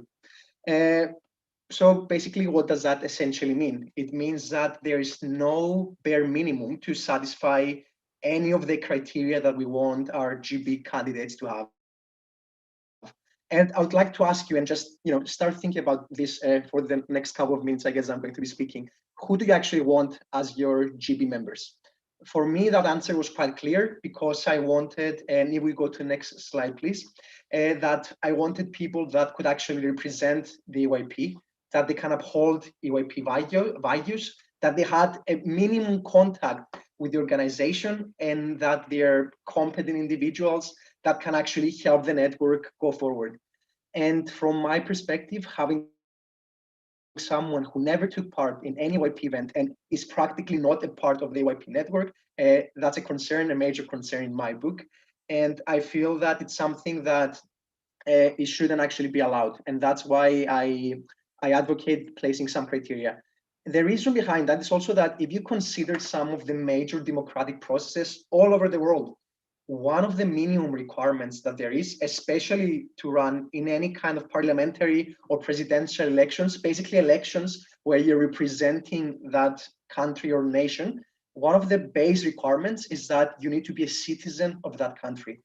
And I truly believe that likewise, we actually need a requirement for people to be part of the EYP network. So if we could go to the next slide just to explain the proposal itself. So currently, Article 12.2 is saying that everyone is eligible to run for the governing body. I'm proposing an alteration, which is everyone's eligible to run for the governing body as long as they have taken part in at least one event of any recognized national committee and or the international office. So it just needs to be an EYP event and bare minimum contact. And as long as a recognized national committee is representing this individual. Now, because Philip actually raised it, and thank you, Philip, from EYP Croatia for raising this earlier, what a national committee representing this individual, it simply means that that individual, it needs to be their home and see where they perhaps started or where they're perhaps an alumni of. And therefore that MC is indirectly endorsing that individual. Now, some of you may be thinking that, this might be an unnecessary charge, the proposal, because, someone who is not part of the network will not actually be voted to be part of the GB. Well, it's still a concern that I would rather not have at all, to be honest. So that's all from me. I hope you guys have some very good points. I understand that this is actually touching upon the democratic processes of the EYP. And by the end of this, I truly hope that we'll be able to actually amend the charter and place some minimum requirements in order to ensure that our GB representation is steering the network forward by people who actually understand our operations. Thank you. Thank you, EYP Cyprus. Sweden and Denmark, you can lower your hands because this amendment also has, this proposal also has amendments, which will be presented by the governing body. So if I'll give out the floor over to the governing body now. Thank you so much. Firstly, just thank you to EYP Cyprus for bringing this to the BNC and giving us also the opportunity to discuss further, I guess, the criteria and eligibility that we place on GB candidates. So if you would just go to the next slide, I'll yeah, and so again, this the proposal that the change that we were proposing will further amend clause 12.2 of the charter in regards to eligibility for GB candidates. So this will more specifically be in relation to their history in the network, and yeah, maybe if you go to the next slide, I can give a bit of background about this. So following the adoption of the welfare policy and safeguarding safety and dignity in EYP, the GB can approve certain disciplinary measures as presented in an incident report by the Safeguard team in case of behaviour that violates the policy and generally is harmful and threatening to others' well-being. So in recognition of this system, the BNC has already voted on and the GB amended the policy on the selection of IS officials to ensure that a candidate against whom the GB had made a finding that would disqualify them from being selected as an official, they would then be ineligible to be selected. However, there are no similar measures currently in place for GB candidates. Similar to what Emilio said, it's in the end, if a candidate had these measures taken against them, they should personally be aware that they can't run in the GB election. However, to safeguard this and to, I guess, to add sustainability, we believe that it's better to have these acknowledged within the criteria for GB candidates. So yeah, again, in recognition of the complaint system, as I have already outlined, we believe that GB candidates should be held to the same standards that is expected across the network. Like I mentioned, in theory, these candidates should know, but should know that they wouldn't be able to take the office if they had been elected. But if it were to happen and if a member did ignore this, the measures that had been taken against them and went through with the process and were then elected, this would undermine the confidentiality of the way in which we report complaints within the network. So really this is, I guess, if you want to think of it that way, it's more to also uphold the systems that we have in place to protect EYPers and members within our network to yeah, in this confidentiality as well. So yeah, the proposed procedure functions well in the context of the IS selections. And to give a bit of background, the way that this works is the HR officer within the IO has access to the list of members who would not be eligible to run in the GB, and they would thus remove the candidate before it was published to the network. There are questions about maybe you might have questions about the kind of democratic integrity of this, but I just would like to, I guess, reiterate that in the end, these candidates wouldn't be able to be selected, and it's more to protect, to protect our members in this sense as well. So yeah, just to, I guess, the wording of the proposal you can see in the amendment that we shared already, but really we're proposing a further addition that there must be no finding by the governing body against the individual running for the GB of serious breaches of the welfare policy or the policy on safeguarding safety and dignity, which would disqualify the applicant from holding such a position. And again, just to make perfectly clear, these are measures that the GB has approved. It would not be at the whim of the HR officer or at the whim of anyone to decide this. It's a very strict process, and the measures would have already been approved at this stage.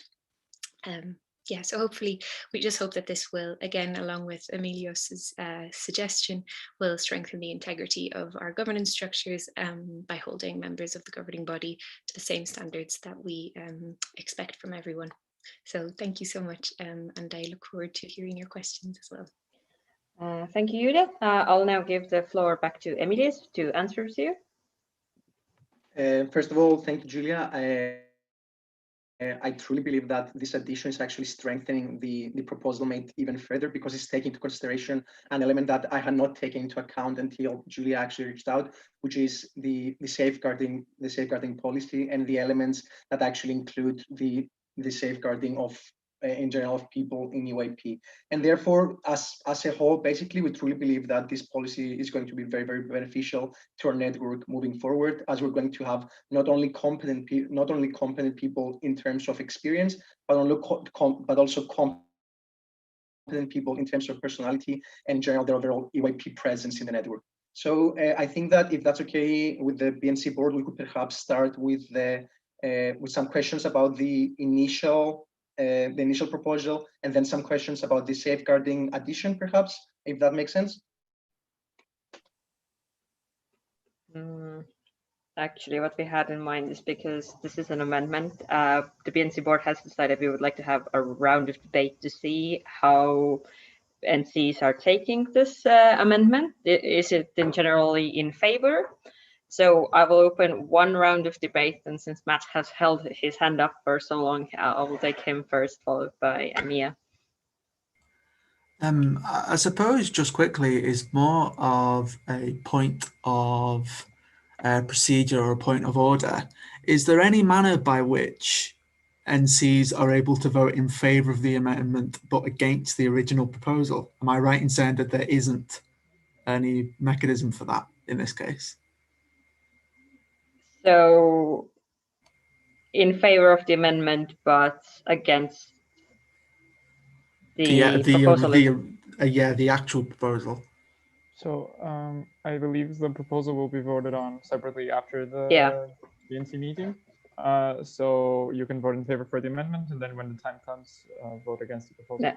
What we would like to do here right now is to see if NCs generally approve of the amendment. It will go to the voting stage with the amendment. If it's voted down, it will go to the voting stage as it is in the original version. So what Emilius is proposing. So yeah, does that make sense? Yeah, I think so. But I suppose we'll see in terms of. I guess if you're against the general proposal, kind of your vote on the amendment would be like, in case the majority of the NCs approve this proposal and it does get passed, would I prefer it being passed in this version or not? Yeah, sure. Cool. Then it sounds like a great amendment. Nice one, Julia. Yeah. Thanks. Okay, since I'm seeing quite a few hands up in the air, I will take Denmark and Sweden because they also indicated beforehand. We are talking about the amendment currently, just to be clear. So yeah, it's Denmark, Sweden, followed by Germany for this round, for the first ones. Yeah. Thank you very much. To the amendment, I find it very questionable that it should be up to the GB to make the assessment of whether the GB candidate should be eligible for running or not. I understand the rationale behind it and that there might be some cases where it is suboptimal with the candidate running. However, if we have no very strict definitions of how the so-called serious breaches you mentioned should be, I don't see how the GB as a body should be the one to assess the candidate.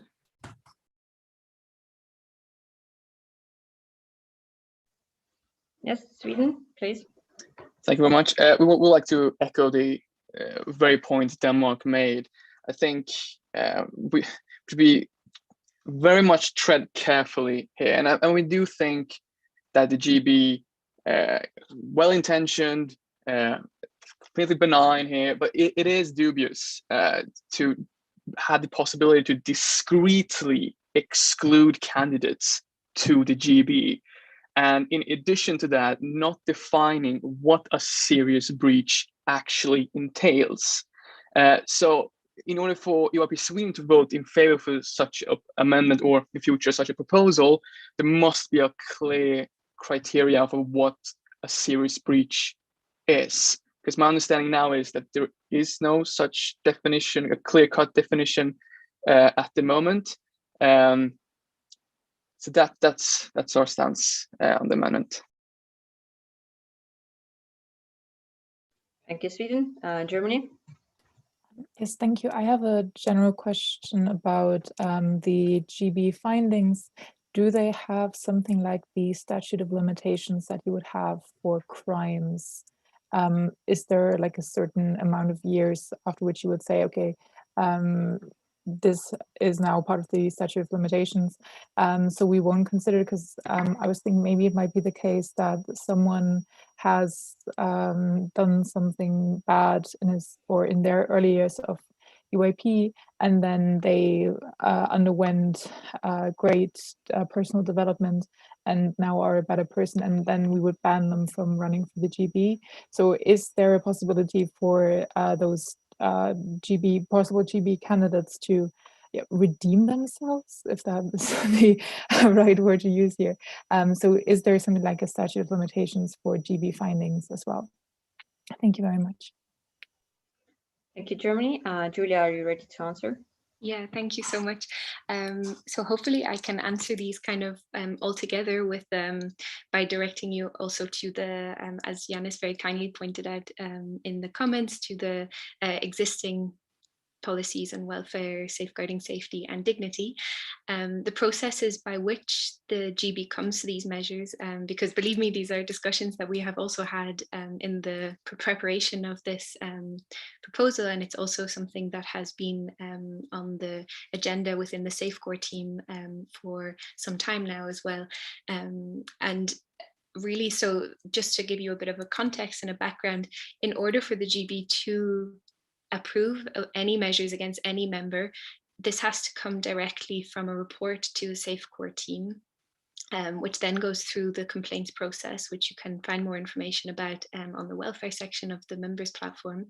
And this goes through a process within the complaints team, within the Safecore team, which is then anonymized and reviewed by the Safecore team, is anonymized further, or continues to be anonymized, and is presented to the governing body. The governing body then will approve measures based on the report presented to them, approve the recommendations, or change them to maybe go if they need more deliberation on the measures. I think it's important also to mention that in general, the approach of this reporting system is to be educational. It's not to try and exclude people from the network or exclude people from events, but rather, like you mentioned, to hopefully allow them to redeem themselves at some point. So yeah, I guess to answer the question on the time frame, if there is a measure taken in this way, it will usually have a time frame relating to it. So it wouldn't necessarily be that there is a specific time frame by which all measures no longer are in practice, but rather they are presented with a time frame and then from there accepted by the GB. So I think these hopefully add safeguarding measures within the process. I think it would be worrying, regardless of this proposal, it would be worrying if those measures weren't in place. So I hope you can trust, I guess, in the robustness of the system that is in place, and understand that the GB have a very removed relationship to the content, and in the end it's just approving measures within this system. I hope that makes sense, and I hope that that can maybe put your mind at ease a little bit, that we would, because I completely understand I will only be on the GB for another year and a half, and it's you never know who will continue in these positions. So yeah, you have to trust that it's yeah, I mean, we put these systems in place so that we can make sure it all continues to go to plan. If there are any further questions, I'm happy to take them as well. Or if you have any follow-up questions on what I've mentioned. Thank you, Julia. We will take comments from Denmark, then in United Kingdom, and then Sweden. Oh, no, actually, sorry, Sweden, Slovenia raised their hand, so they're getting in first. Yeah. Thank you very much. Just to follow up on what I said before, for me, this amendment is so far from the original proposal that to me, this should potentially be something to be discussed at a later point as a separate proposal. Right now, as I see it, also goes very much in unison with the topic of debate submitted by EYP Norway that did not make it to this BNC. So I would very much be happy to see it discussed at another BNC meeting, potentially also elaborated in the Slack, as I don't believe this can fit only as an amendment, but as a separate proposal. Yes.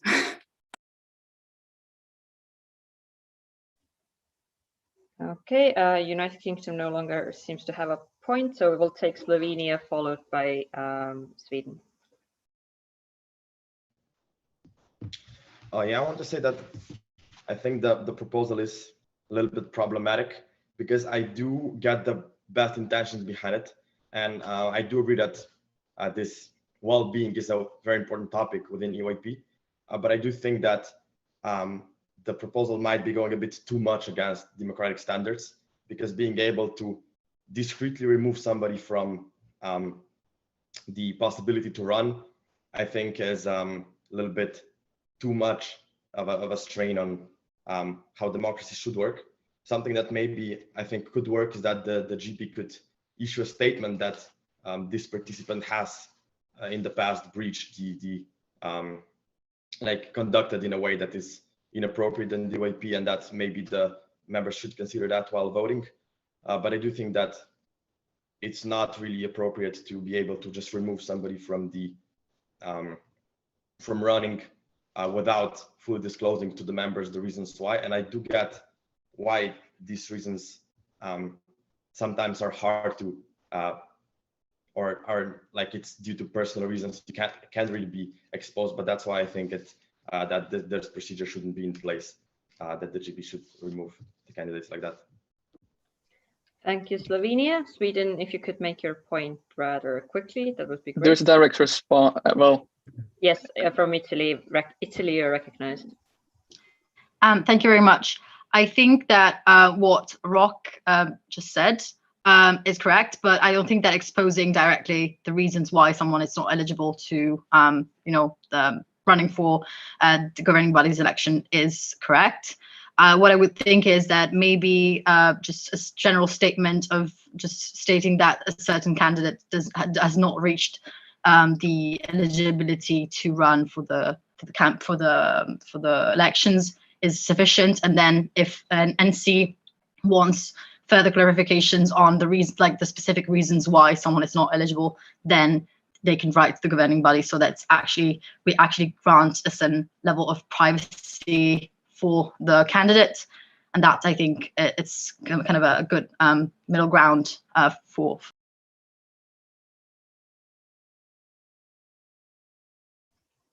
Okay, thank you, Italy. Sweden, please make your point fast, then we'll go back to the amending entity. Yep. Just gonna try to remember. Okay, so my understanding is, well, first and foremost, we agree with everyone else. There need to be a bit more time to analyze this further. A question, and that is, my understanding is, okay, first it's the safe core team, and the safe core team passes it along to the GB.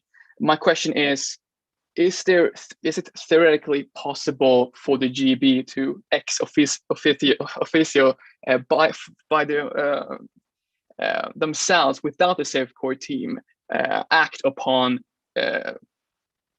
these types of potential breaches by themselves without the safe core team? Is that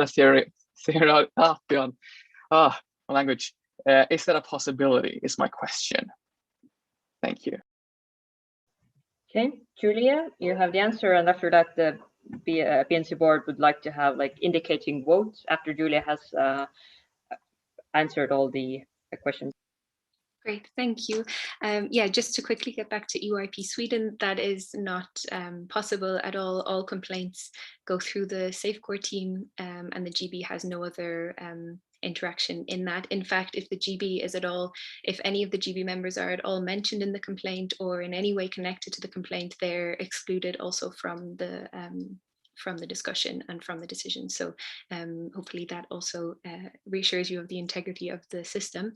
And then just, I guess, to go back to the point that I was making on the confidentiality. So this is something that we have committed to uphold within the network, is the confidentiality of reports, the confidentiality of both the complainant and the person against whom the report has been taken. And I think for me, and I hope I speak for most of you and for the structure that we've put in place, that this is an integral part and a great success of the way that we report and uphold these policies within the network. So I think, unfortunately, I feel like the other option of explaining that, either naming the person or else even saying that they're not eligible, I think a very quick search of someone's member platform profile would be able to very quickly tell you maybe which eligibility criteria they are not fulfilling. So I think for me personally, this would not also respect the confidentiality of the system, which is why I think it wouldn't be the way forward. I understand that this is maybe something that you wished to discuss further, and I apologize for jumping onto this proposal when maybe you feel like it is a bit removed. So yeah, hopefully we can, if not today, we can continue to discuss this at a later date, and as you mentioned, with the topic of, or the topic of debate that was maybe postponed as well. So thank you for your interactions in any case, and yeah, I won't take any more time. Thank you. Thank you, Julia. It does seem that there are quite a lot of opinions, so the BNC board would like you to indicate in the participant list using the yes and no options if you're for the amendment or against the amendment, so we can see what's the general opinion of this amendment under participants. So you can use yes or no to, yeah, and please be quick because we would like to go back to the original proposal.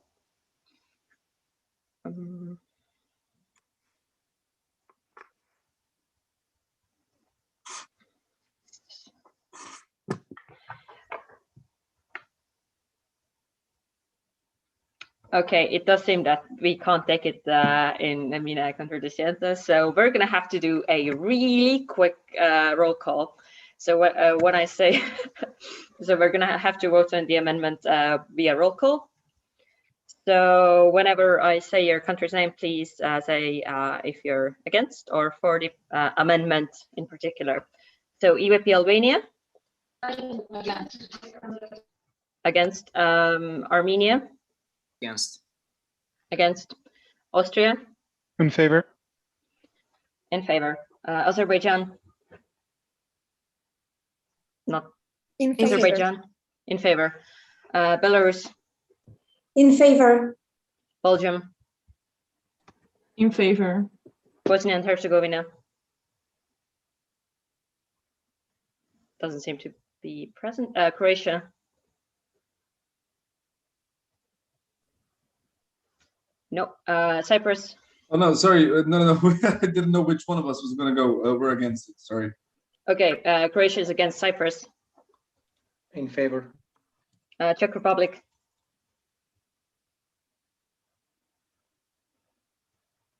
No. Denmark? Against. Estonia? In favor. Finland? Against. France? In favor. Thank you. Georgia? In favor. Germany? In favor. Greece? In favor. Ireland? In favor. Italy? In favor. Latvia? In favor. Lithuania? In favor. Luxembourg? In favor. Netherlands? Norway? Against. Poland? In favor. Portugal? In favor. Romania? In favor. Russia? In favor. Serbia? In favor. Slovakia? Slovenia? Against. Spain? In favor. Sweden? Against. Switzerland? In favor. Turkey? In favor. Ukraine? In favor. United Kingdom? In favor.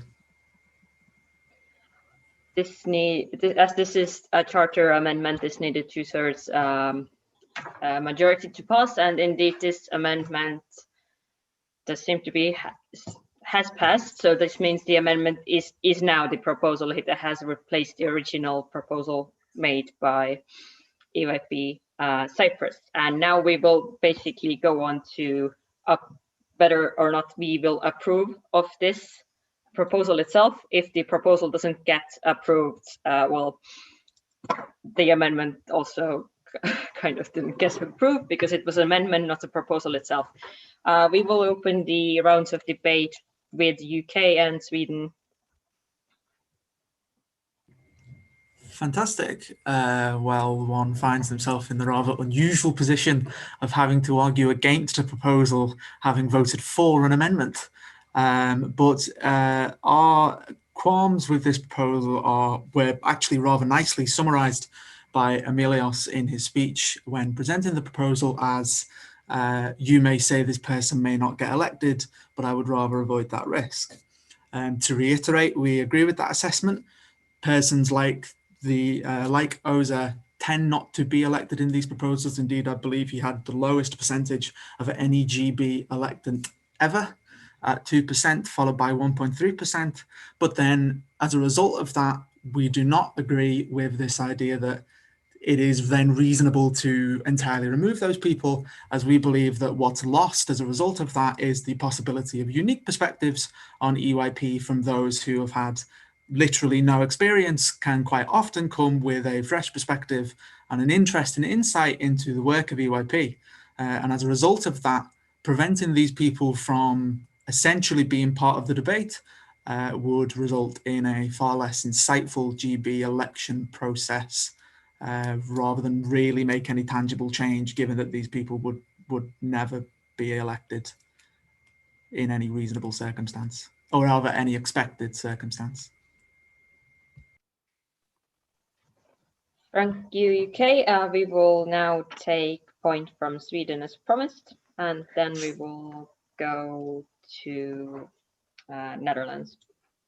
Thank you very much. Firstly, I would like to, with all sincerity, point out that EYP Cyprus could have made their point across without name calling. Secondly, I was wondering about the necessity to seek and receive the recognition of the candidate's home NC. while I can understand from an NC perspective the benefit of controlling who should be allowed to candidate and thereby sort out the bad apples, so to speak, the discretion by which NCs can take such decisions do not necessarily have to align with what members believe should be the threshold. GB candidates from an NC should not, in practice, be filtered out or risk being filtered out due to their views of which direction the network should be headed. This requirement does risk diminishing the separation of power between the BNC and the GB. Should not members have access to the opportunity to vote on any interested candidate, notwithstanding the participation requirement, which can be assessed in a close to objective way? So is openness not a virtue we should be beholden to, is the question I would like to direct to EYP Cyprus. Thank you, EYP Sweden. However, we did get the direct response for EYP Switzerland. Switzerland, is the direct response still relevant? Okay, you have the floor. Yes, I would like to agree with the point just raised by Sweden. I think while the first criteria is a quite low threshold criteria, enabling any event to sort of be the qualifying criteria, the second point about NC recognition could be quite a high threshold, and could also there could be interpersonal politics, NC politics that play into this, and I do think that that would be something that endangers the eligibility of anyone in the sort of free elections that could happen. Thank you, Switzerland. We will go now back to the proposing entity to answers, and after that we'll have another round. Thank you very much, UK, Sweden, and Switzerland for your points. These are points that I anticipated, to be fair. Every time we're dealing with democratic process in EYP, this is something that, of course, it was going to come up. So I'd first like to tackle the first two issues that Matt and Arad brought up, which is about the openness of the network and whether this proposal is actually against that openness that we have as a network. So Matt, for example, mentioned that we might be at loss of some unique perspectives and some fresh insights.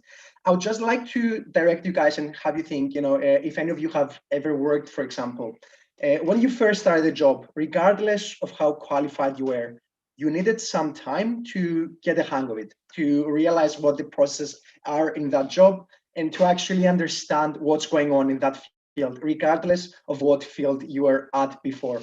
I feel that that's exactly the same thing in EYP, that someone that from a different youth organization, although they might have some different perspectives indeed, by taking part in the GB, in case they do take part, which is a very, very important point, of course, is that they still can't have a complete view of the network since they haven't experienced it. So all their ideas are going to be overgeneralizations and possibly over-rationalized versions of things that already exist, and possibly they will just need 1 or 2 years, which is the maximum GB term at this point, to actually learn how we operate before they make any reasonable suggestions. Now, regarding whether this actually is closing us as a network and actually ensures that we as people don't accept everyone, it does, and unfortunately it does curtail the democratic process.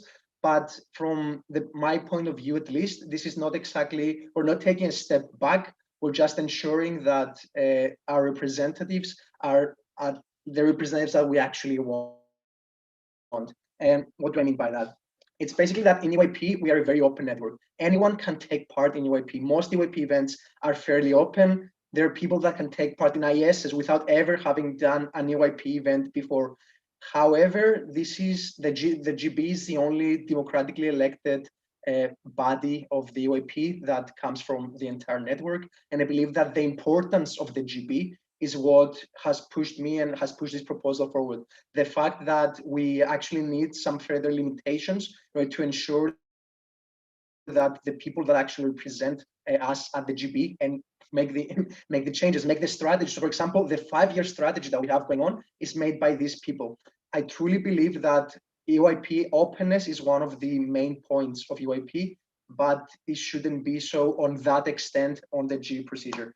Now, about the point about basically the national committees, there and whether that can actually curtail the process and perhaps have someone that wants to apply being ineligible. The reason for that is that it adds an additional level. So the first level is participating in any EYP event. I just felt that that wasn't enough though, because as I've said, we have, for example, this year, if I remember correctly, we have over 300 EYP events taking place at this point. So if it was just that simply stopped at that point, this proposal, that would mean that anyone that took place in any think tank, in any educational talk, in any training, open training, it means that they could run for the GB. However, by having a recognized national committee, it means that that individual is actually part of an NC and they have the opportunity to take part in their events or in further international events. It wasn't simply the case of a random event that might have popped up. Thank you. Thank you, Emilis. Now, as promised, we will take the first point from EYP Netherlands. Thanks very much. I first wanted to start with extending my support for this, our support for this proposal, because we find it very important that the people involved in the international board, the governing body, to know exactly how this organization works and have been involved with it as well. However, the point that we wanted to make is that we wanted a bit more clarity on the fact, the part of the proposed amendment saying a recognized national committee is representing this individual. We understand what it means, but we were just curious how you see this being implemented, whether this is part in the GB election process that the proposed or the candidate has a NC listed as their NC, whether those then are contacted to ask, is this a member of yours or are you familiar with this person, or how this would look like. Because I understand that with the certain candidates that applied in the last GB elections, they took an NC, and that NC was not aware of them being used as their home committee.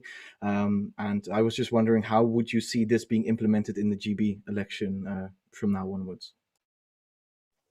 Thank you, Netherlands. We will take point from EYP Denmark, followed by Croatia. And Denmark it is right now. I'll come back to third person later. Thank you very much. This is just quite a direct response, or directly replying at least to the proposing entity.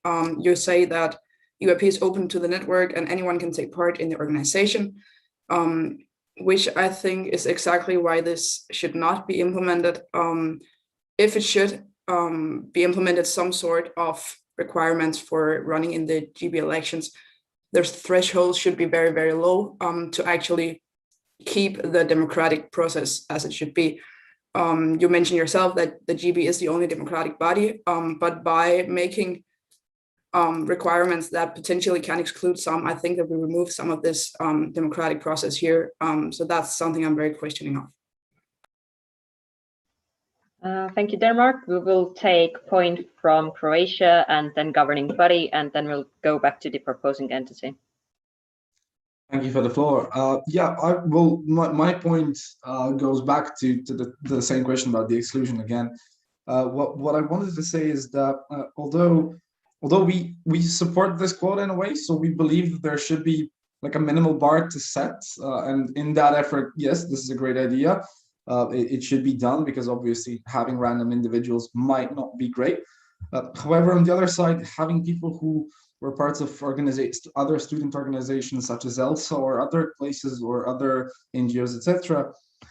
Think of it this way: if a person is like, I don't know, 20, 21, 22, they love EYP as a concept, they see it and it's an amazing thing. If they want to go into the GB and if they could contribute immensely to it, potentially, think about what participating at one session means. It means they need to go as a delegate, which can be under one problematic, under two awkward, under three hard to do. And you know, it's not something that an individual of 23, 24 example years might want to do, you know, sit in a circle with 16-year-olds and go through the whole motions of a session when they know the whole concept. So again, it could be someone who observes a session and loves the concept and who can deliver immensely in the GB, and they might want to be a part of it, right? So I think we do exclude a certain part, and yeah, we just wanted to reiterate that it could be maybe changed not to participate in an event directly, but maybe if it was someone who observed like 3-4 events, I mean, again, they don't need to be a delegate to get the spirit, potentially, right? Yeah. Thank you, Croatia. We have a direct response from EYP Turkey.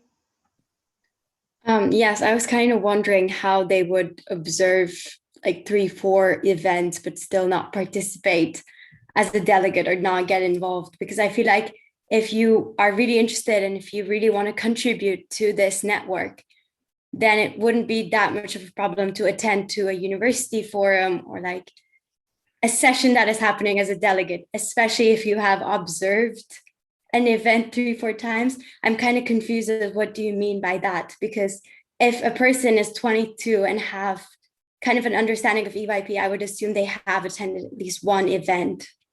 And I don't see how this their like bare minimum affects that. Thank you.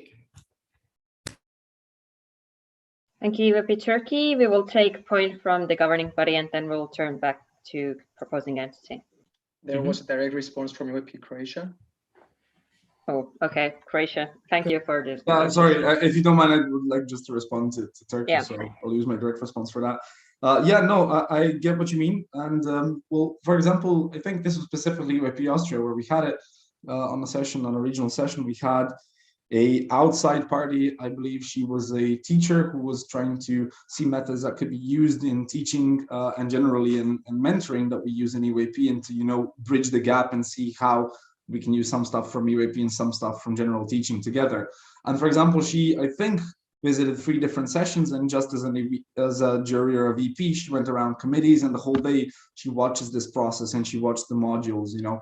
And although she's not a delegate because she was like 30 or something, she definitely got the spirit. She got what we were doing. She understood the whole process, and she was there with us throughout it. She even listened to modules that we were giving, right? So I think it is possible for them not to be necessarily someone who can go as a delegate. You mentioned university forums as well. Croatia, for an example, as an NC doesn't have them, which means that if a person that late would want to go, they need to start from a regional or an outreach event, which can be uncomfortable for people at a certain age. But yeah, that's it. Sorry. Thank you, Croatia. We will take one final point from governing body and then go back to the proposing entity. Yes, thank you. I have 3 points. 2 of them are just to kind of emphasis on a little bit on our perspective when it comes to the inclusive approach of our network, and the last point is more of like point of information for you. So we wanted to just make sure again that this debate hopefully doesn't embark into a direction where we talk about some events being more recognized, more relevant, more interesting, more actual EYP events than others. I had heard some sentiments about that. And the same goes for what kind of a role that you take in EYP is recognized to be better as opposed to a different role. There's like very different ways in which EYPers start their journey within our organization. I think, especially when it comes to deciding on requirements for running for positions, we should take into considerations that this should be inclusive. And the last point about the point of information, I don't know if it's if people are aware, but in the past, the GB election requirements or GB election regulations and the policy on the governing body have included a so-called endorsement letter of national committees. It has been removed from the policy for the reason of not putting a barrier to people having to run hopping NCs to find someone to write them a letter, maybe if they're not that great with their own NC, so that NCs are literally kind of preventing from candidates maybe from running. I think it has been pointed out beforehand that maybe this is a little bit of an overlap between the role of the national committees and the governing body. Just to point that out, I think from the phrasing how it is right now in the proposal, it's not very clear if it should be an endorsement or if it's just the matter of fact that someone attended is like clearly tied to one NC. Thank you, Yanis. We will go back to the proposing entity for final answer. I'm terribly sorry, Slovenia and UK, we don't have enough time for your questions anymore. So Emilius, you have the floor. Yes, thank you. Thank you everyone for your points, really great points. So I'd firstly like to start with the NC endorsement idea. So actually it wasn't in the form of an endorsement letter as it was in the past, Yanis, and I apologize if it wasn't clear enough in the proposal itself. I would just think of a much simpler version of, for example, when someone is applying as a GB, obviously they need to put a representing national committee. The national committee that they're from, that they're representing, or the country that they're from, if I'm not mistaken. So my idea would be as simple as an email from the international office to that country, or the country that, or the NC that the individual is claiming that they have been representing in EYP, asking simply, if they're actually endorsing this individual, or do you accept that this individual is going to run for the governing body? For example, in the last GB elections, that was the main issue that was raised, and that was the main concern of ours, having an individual representing our organization, regardless of whether it wasn't directly, it was still within the network. Obviously, if your organization is being represented, it still affects on your national committee. So it would be as simple as that, as simply answering to an email and saying, yes, this is an individual that we're okay with running for the GP. Now, I understand that by having this as vague as it is, it imposes the challenge of giving the option to national committees of deciding who is going to run for the GP or not. And I understand that. However, I think that by passing this proposal, it gives us opportunity to actually clarify this and make it much more stronger in the future. Now, to go to EYP Denmark and Mia, thank you for your point about the openness of EYP and whether actually putting these limitations is excluding or curtailing the democratic process. My perspective in this, because this was something that I have given a lot of thought, was that in every democratic process in the world, in general, in a democracy, it is a democracy, people have rights. However, there are always some certain limitations. One of the limitations, for example, is the age to vote. Another limitation is that you need to be a national of a country to run for president. So these are just some things that ensure equality, basically, in these countries, equality in the democratic participation. And I really feel that regarding the governing body, we truly need that quality in democratic participation in order to ensure that we're being represented at the best level that we can. And Andro and EYP Croatia, regarding having people from different NGOs. The one thing I'd like to raise here is that, first of all, people don't need to start from just a delegate to be part of the EYP. And that's why this proposal is not really based on any specific EYP events. It's based on any network-wide across events. For example, we had the mental health think tank that the IEO organized. The people that took place in there were many medical professionals actually taking place there, and they could have been considered, they are considered as participants of an EYP event. And I think that by having that very abstract version, we're kind of placing a minimum requirement that anyone that had a bare minimum touch with the network can take place. And if that individual, as a fact, in their country did well in a respective NGO or in something that their national committee would actually be aware of. And obviously that individual, they will probably come in touch with the national committee before running for the governing body. I feel that the two could coexist together, because obviously at the same time we're having these unique perspectives that it seems that they're troubling lots of you if they're not in the GB. And we also have someone that has at least a bare minimum knowledge of what operations are there in EYP, how do these guys work, how could I improve that? So yeah, I hope that this is sufficient for you guys. I think if we're going for a next round, just looking forward to it. If not, thank you for your questions. Thank you, Emilius. We are not going for another round because we have run out of time. However, I will say that this is the first time we've seen several people typing in Slack, so it's really awesome to see that people are very active and have a lot of points on this topic. So I will just go over the fact that when you're voting, if this proposal now doesn't get passed, it means that neither the amendment, which was approved, or the proposal itself gets passed. So if it's voted down, you can this same thing will be able to be proposed at the very next meeting. So yeah, when you're voting, just know that if you vote against this and this doesn't pass, the entire proposal doesn't get passed alongside the amendment. And yeah, you can go at it at the next meeting. I will also like everyone to say here for a few seconds, I will give it over to Joe because we're going to take a group picture. Indeed. Thank you.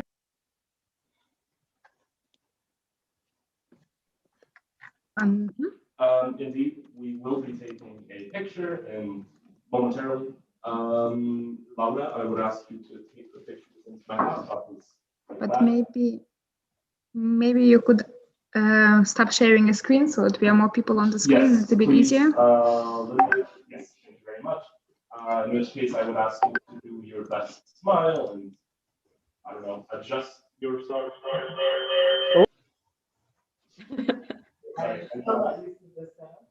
What I want to say before, if you don't want to be pictured, do turn off your camera, remove your name, in case you don't want to be pictured on our social media. And then if you want to, you can also use some emoji reactions to make this group photo more lively and colorful. And then I'll be taking a little pictures now.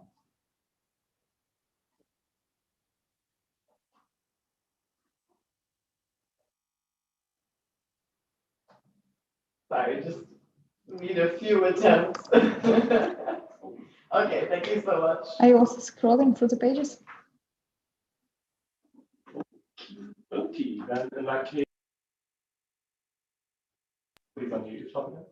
Yes, in that case, I would say that unless the BNC board has anything to add, please be back by 4:30.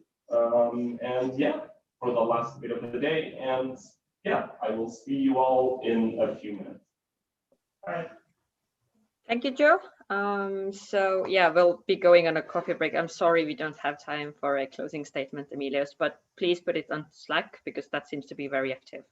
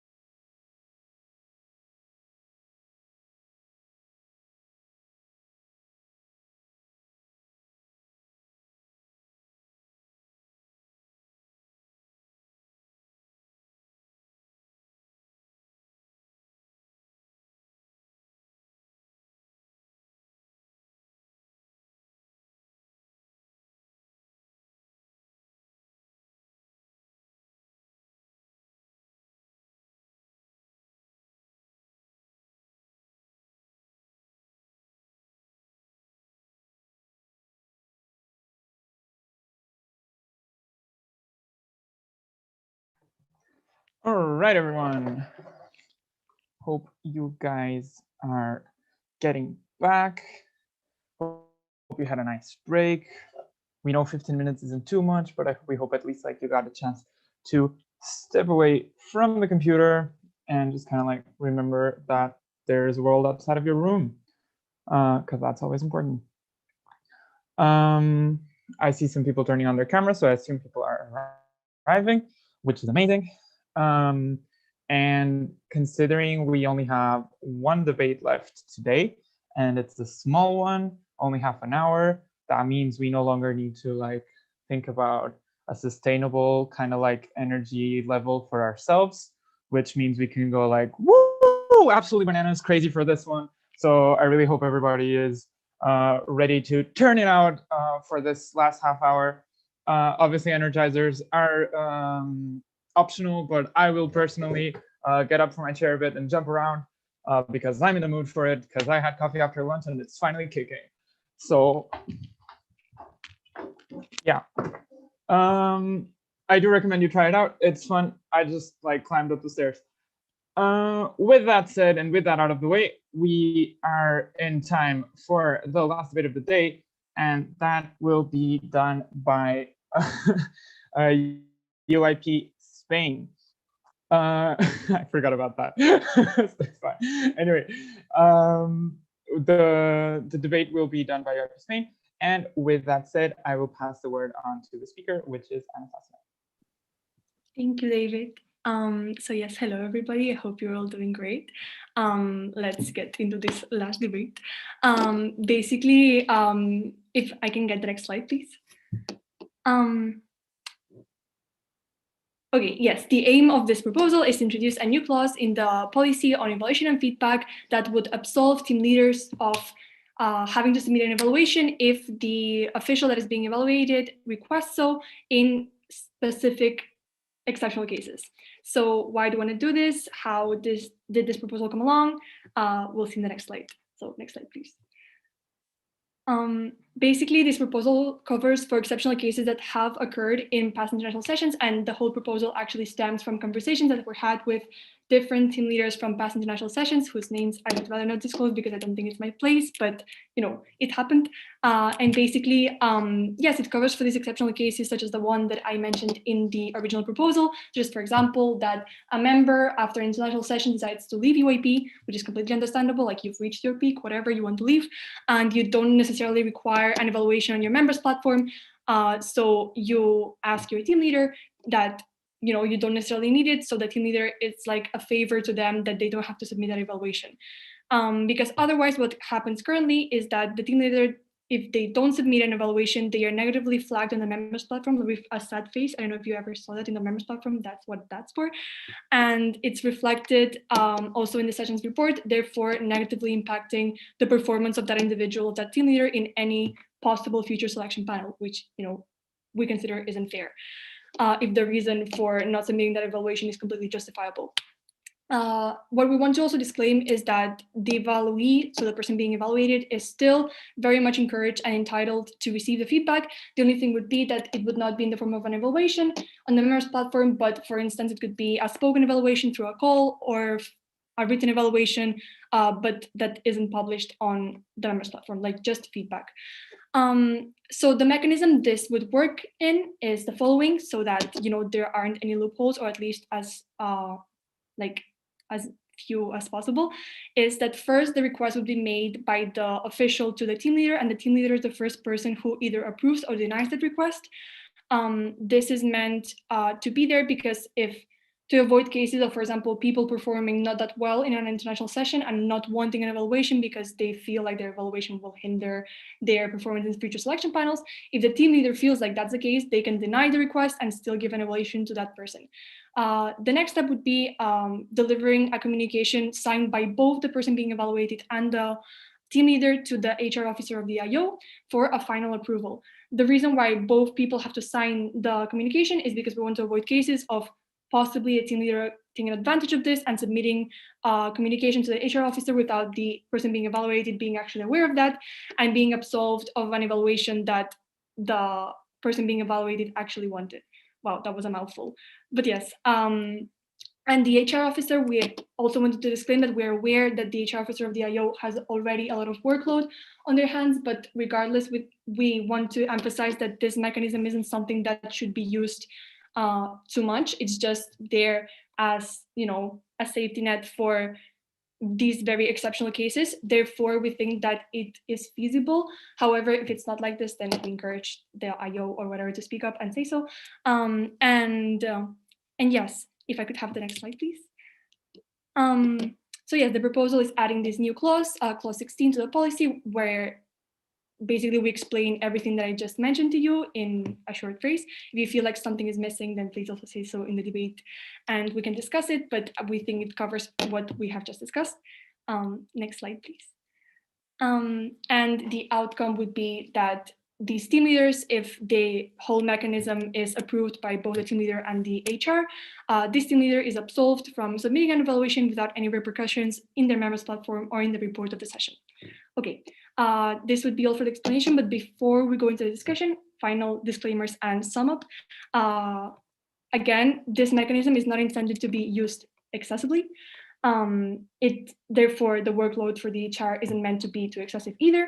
And also a question that we received was, well, this whole mechanism then depends on the goodwill of the team leader.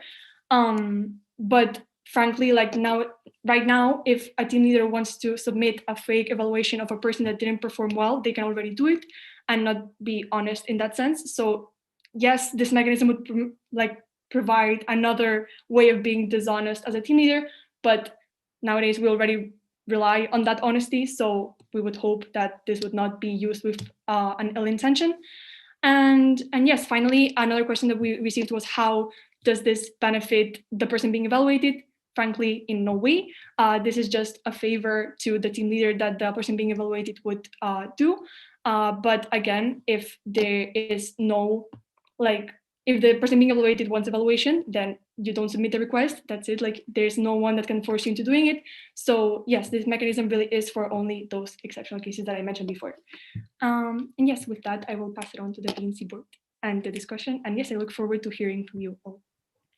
Thank you so much, Anastasia. I think it's great that you are carrying the energy level as well, and we could tell that you care about your proposal.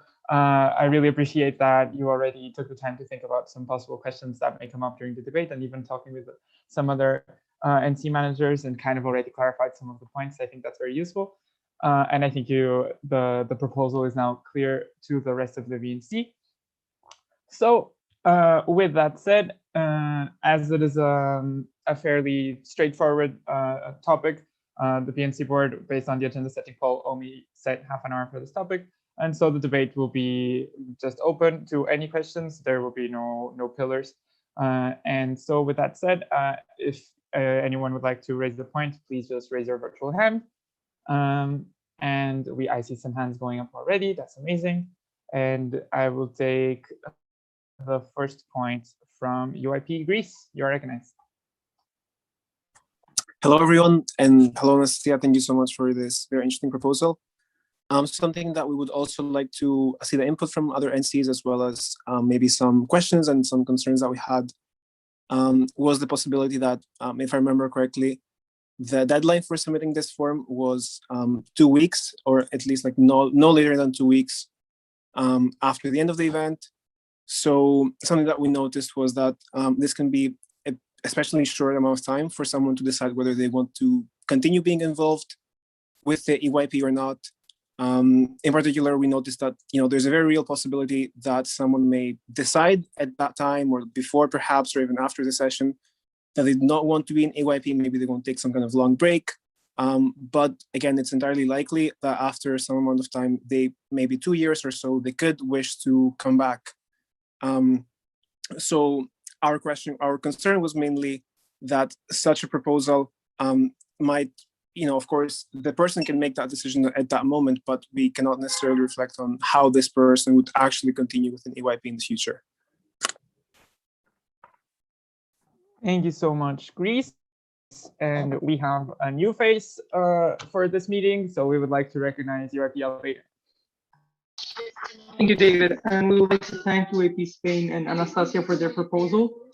Just one thing that we would like to emphasize, one of the points made in the presentation of the proposal is that a team leader can submit a false negative evaluation. And we would just like to emphasize that, well, that is not exactly true, because the policy on eval and feedback sets a really clear mechanism on how evals are submitted, and then and how team leaders share the drafts before, and then there are mechanisms to remove them in case there have been breaches of the policy in the process of giving out an evaluation. So the idea that a false negative evaluation can be given does not really stand in our opinion. All right, thank you so much, Albania. Thank you for joining the debate. And we will take the final points of this round from the Netherlands. But in the meantime, just like Albania just joined for this round, I would encourage any NC representatives and any NCs that maybe haven't had the chance to speak yet today to think of any points that they might want to present during this debate. And in the meantime, let's head to the Netherlands. Thank you very much, David. We wanted to make a point about the proposed timetable, or at least the current timetable that we have to work in, because the whole phase is 6 weeks long to write an evaluation. So that's a week also to first actually sort of get back to the normal life. So maybe a week off, a week adjusting back to normal life, then collecting all the information to write an eval, then writing the actual eval, and also for the entire team. So that takes quite some time. In the policy, it says that ideally this is being sent in before the session or during, but we were wondering if this maybe isn't a bit too much of a logistical hell. Also because the HR, the person working at the international office, working on HR, also has a huge set of tasks, and we already rely a lot on the international office, who's very busy and who we really appreciate. But adding another task to this person who also has working hours, that also needs a few days to be able to process all these requests. If that maybe that 6 week period is maybe a bit too short, so maybe we would have to be looking at lengthening this 6 week period, but that also takes with it some disadvantages, of course, of it being too far behind. But we think that including this in the process of 6 weeks of writing an evaluation, because we think that this decision usually is made during or after a session, that this would be too short to make this all happen. All right, thank you so much, Netherlands. So with 3 points done already, we would head back to EYP Spain. Spain, as a reminder, EYP Albania made a point just on how the false negative evaluations aren't necessarily that big of an issue due to current mechanisms already in place. And then we had both Greece and the Netherlands asking about specific implementations regarding the timeline of this mechanism that is being proposed. Yes, thank you for your points, and thank you, David, for summarizing that. Basically, to answer EYP Albania's question about the false evaluations, I'm not saying that it happens usually. On the contrary, it usually doesn't happen because of the mechanisms you mentioned. It's just that we wanted to put it as an example because you might think that the mechanism we're proposing could be also used with an ill intention and also be used to, evaluate dishonestly a person because, personal relationships or whatever. But the case is that, as you said, this usually doesn't happen. So our mechanism also includes these 2 steps, various security steps to avoid these ill uses from happening. So yes, we totally agree with you, this usually doesn't happen, and there are mechanisms in place for that. And we just want to make sure that our proposed mechanism also isn't used with an ill intention, just as the other ones are there for that too. As for the timeline, honestly, we talked about the 2 week implementation because we saw that, for example, for requesting an extension of the deadline, you also have only 2 weeks after the session to do so. That's why we thought that it was an adequate time to also decide not to receive an evaluation. And the reason we said it would be ideal that the person being evaluated communicates it before the session or these 2 weeks after is for, again, people not being able to take advantage of it and not saying that, oh, they suddenly don't want an evaluation because they didn't perform as they expected they would in the session. And yes, basically that. So As for the workload this would suppose for the HR, the idea of this was that the 2 weeks are meant only for the official being evaluated to communicate it to their team leader. After that, like during those 6 weeks, it's when you would have time for the team leader to communicate it to the HR and the HR to approve the request of the team leader to not deliver the evaluation, if that makes sense. So the 2 weeks are really just there for the person asking to not be evaluated to request not be evaluated. But again, I want to emphasize that this does not benefit in any way the person being evaluated if they didn't perform like not that good in the session, which isn't usually the case. Therefore, again, this wouldn't be a mechanism often used and wouldn't suppose that much more of a workload, we think, to the HR officer, if that makes sense. But yes, I hope that answered your questions. Awesome. Thank you, Spain. The Netherlands, your direct response is referring to the last thing that Spain mentioned, so the work of the HR officer, right? Yeah. Yeah, Yes, okay. the timeline and the workload and everything connected. Yeah, okay. I'm not sure if I can give you a direct response to a round of debate, but since we don't have that many hands up, I'll just pretend this is a point and throw it to you anyway. Germany, you'll get your turn, don't worry.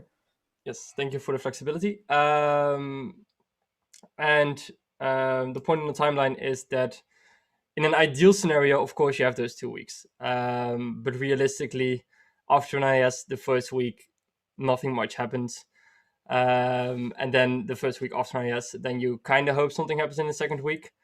But you never know. And then even if you're very proactive as a chairperson, media team member, whatever, if you're someone that's being evaluated and you're like, okay, I don't want an evaluation, I have a good reason not to, then you first need to get into the conversation with your team leader. You need to convince your team leader, then the team leader, then you need to sign something. The team leader would also need to get a digital signature or something, and EYP is voluntary work-based. People don't usually respond very quickly. We usually already struggle with getting evaluations done in 6 weeks. Especially if your team leader is a VP, and then that person might also want to discuss it with the president. You have multiple people that you might want to discuss it with. And then it ends up with the HR person. Once you already have both signatures on there, and then the HR person probably doesn't have work days or has something else to do. So that person would also need the 2 weeks that you discussed. But so in a realistic scenario, I think that 6 weeks is a bit tight.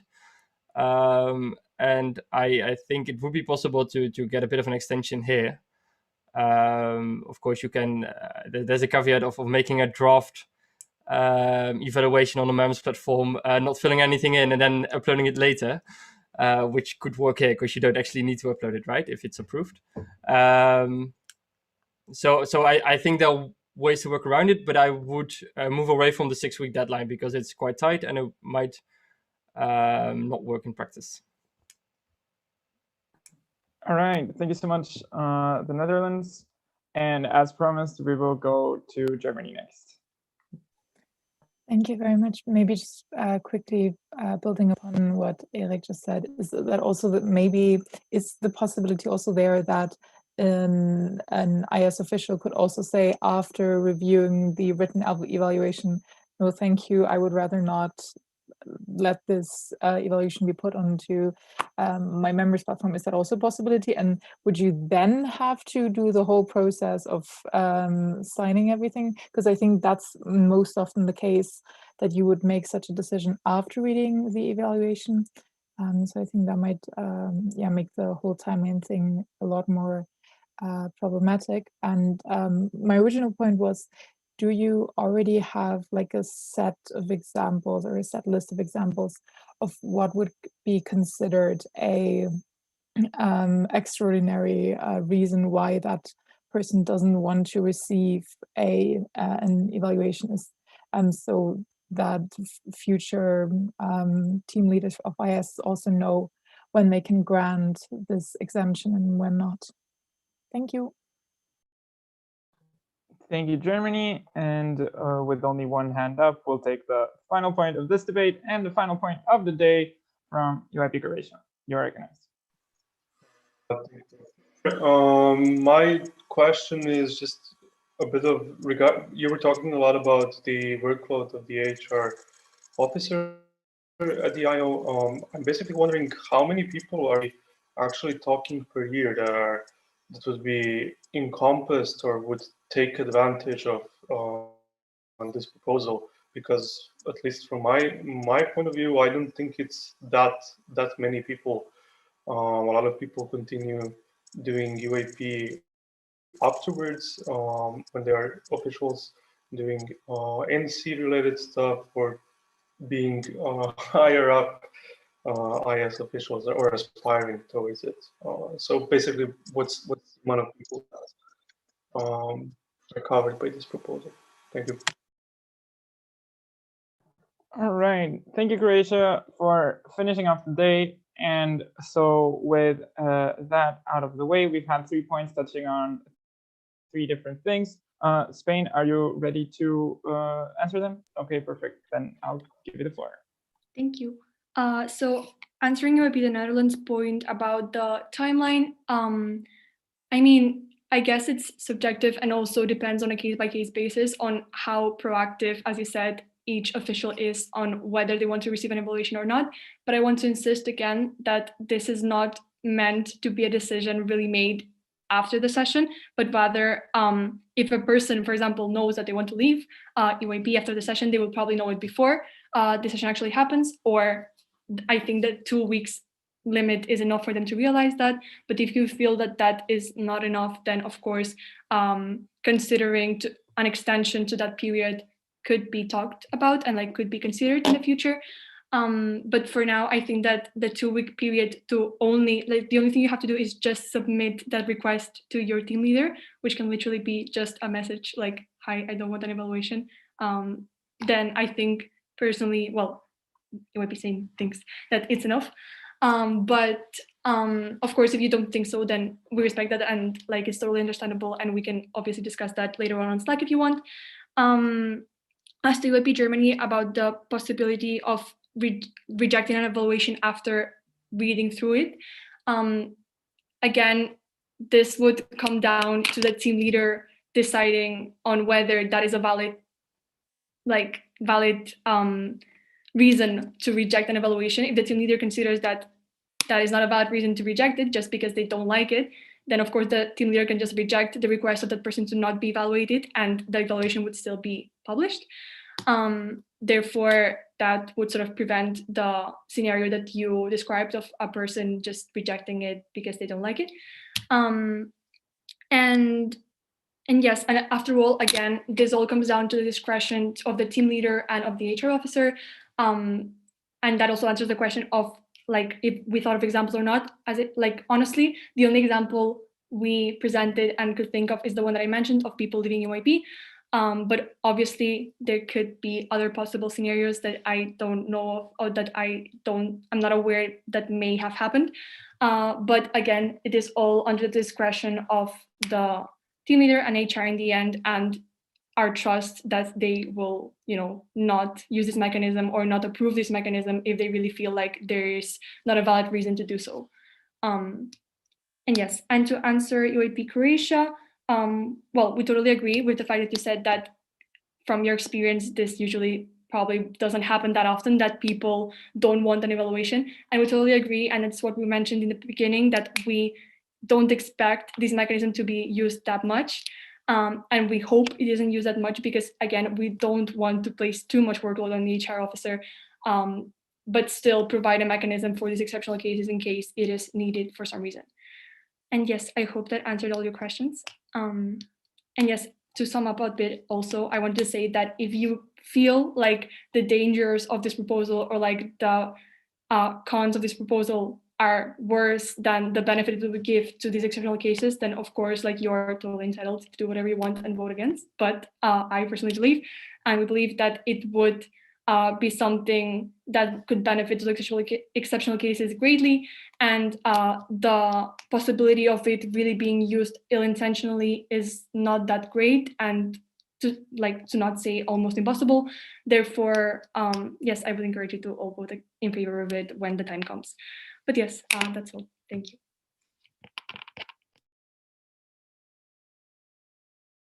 All right, thank you, Anastasia. I think you kind of really were able to sum up what you intended with the proposal and answer all of the points as it being just something for a few exceptional cases.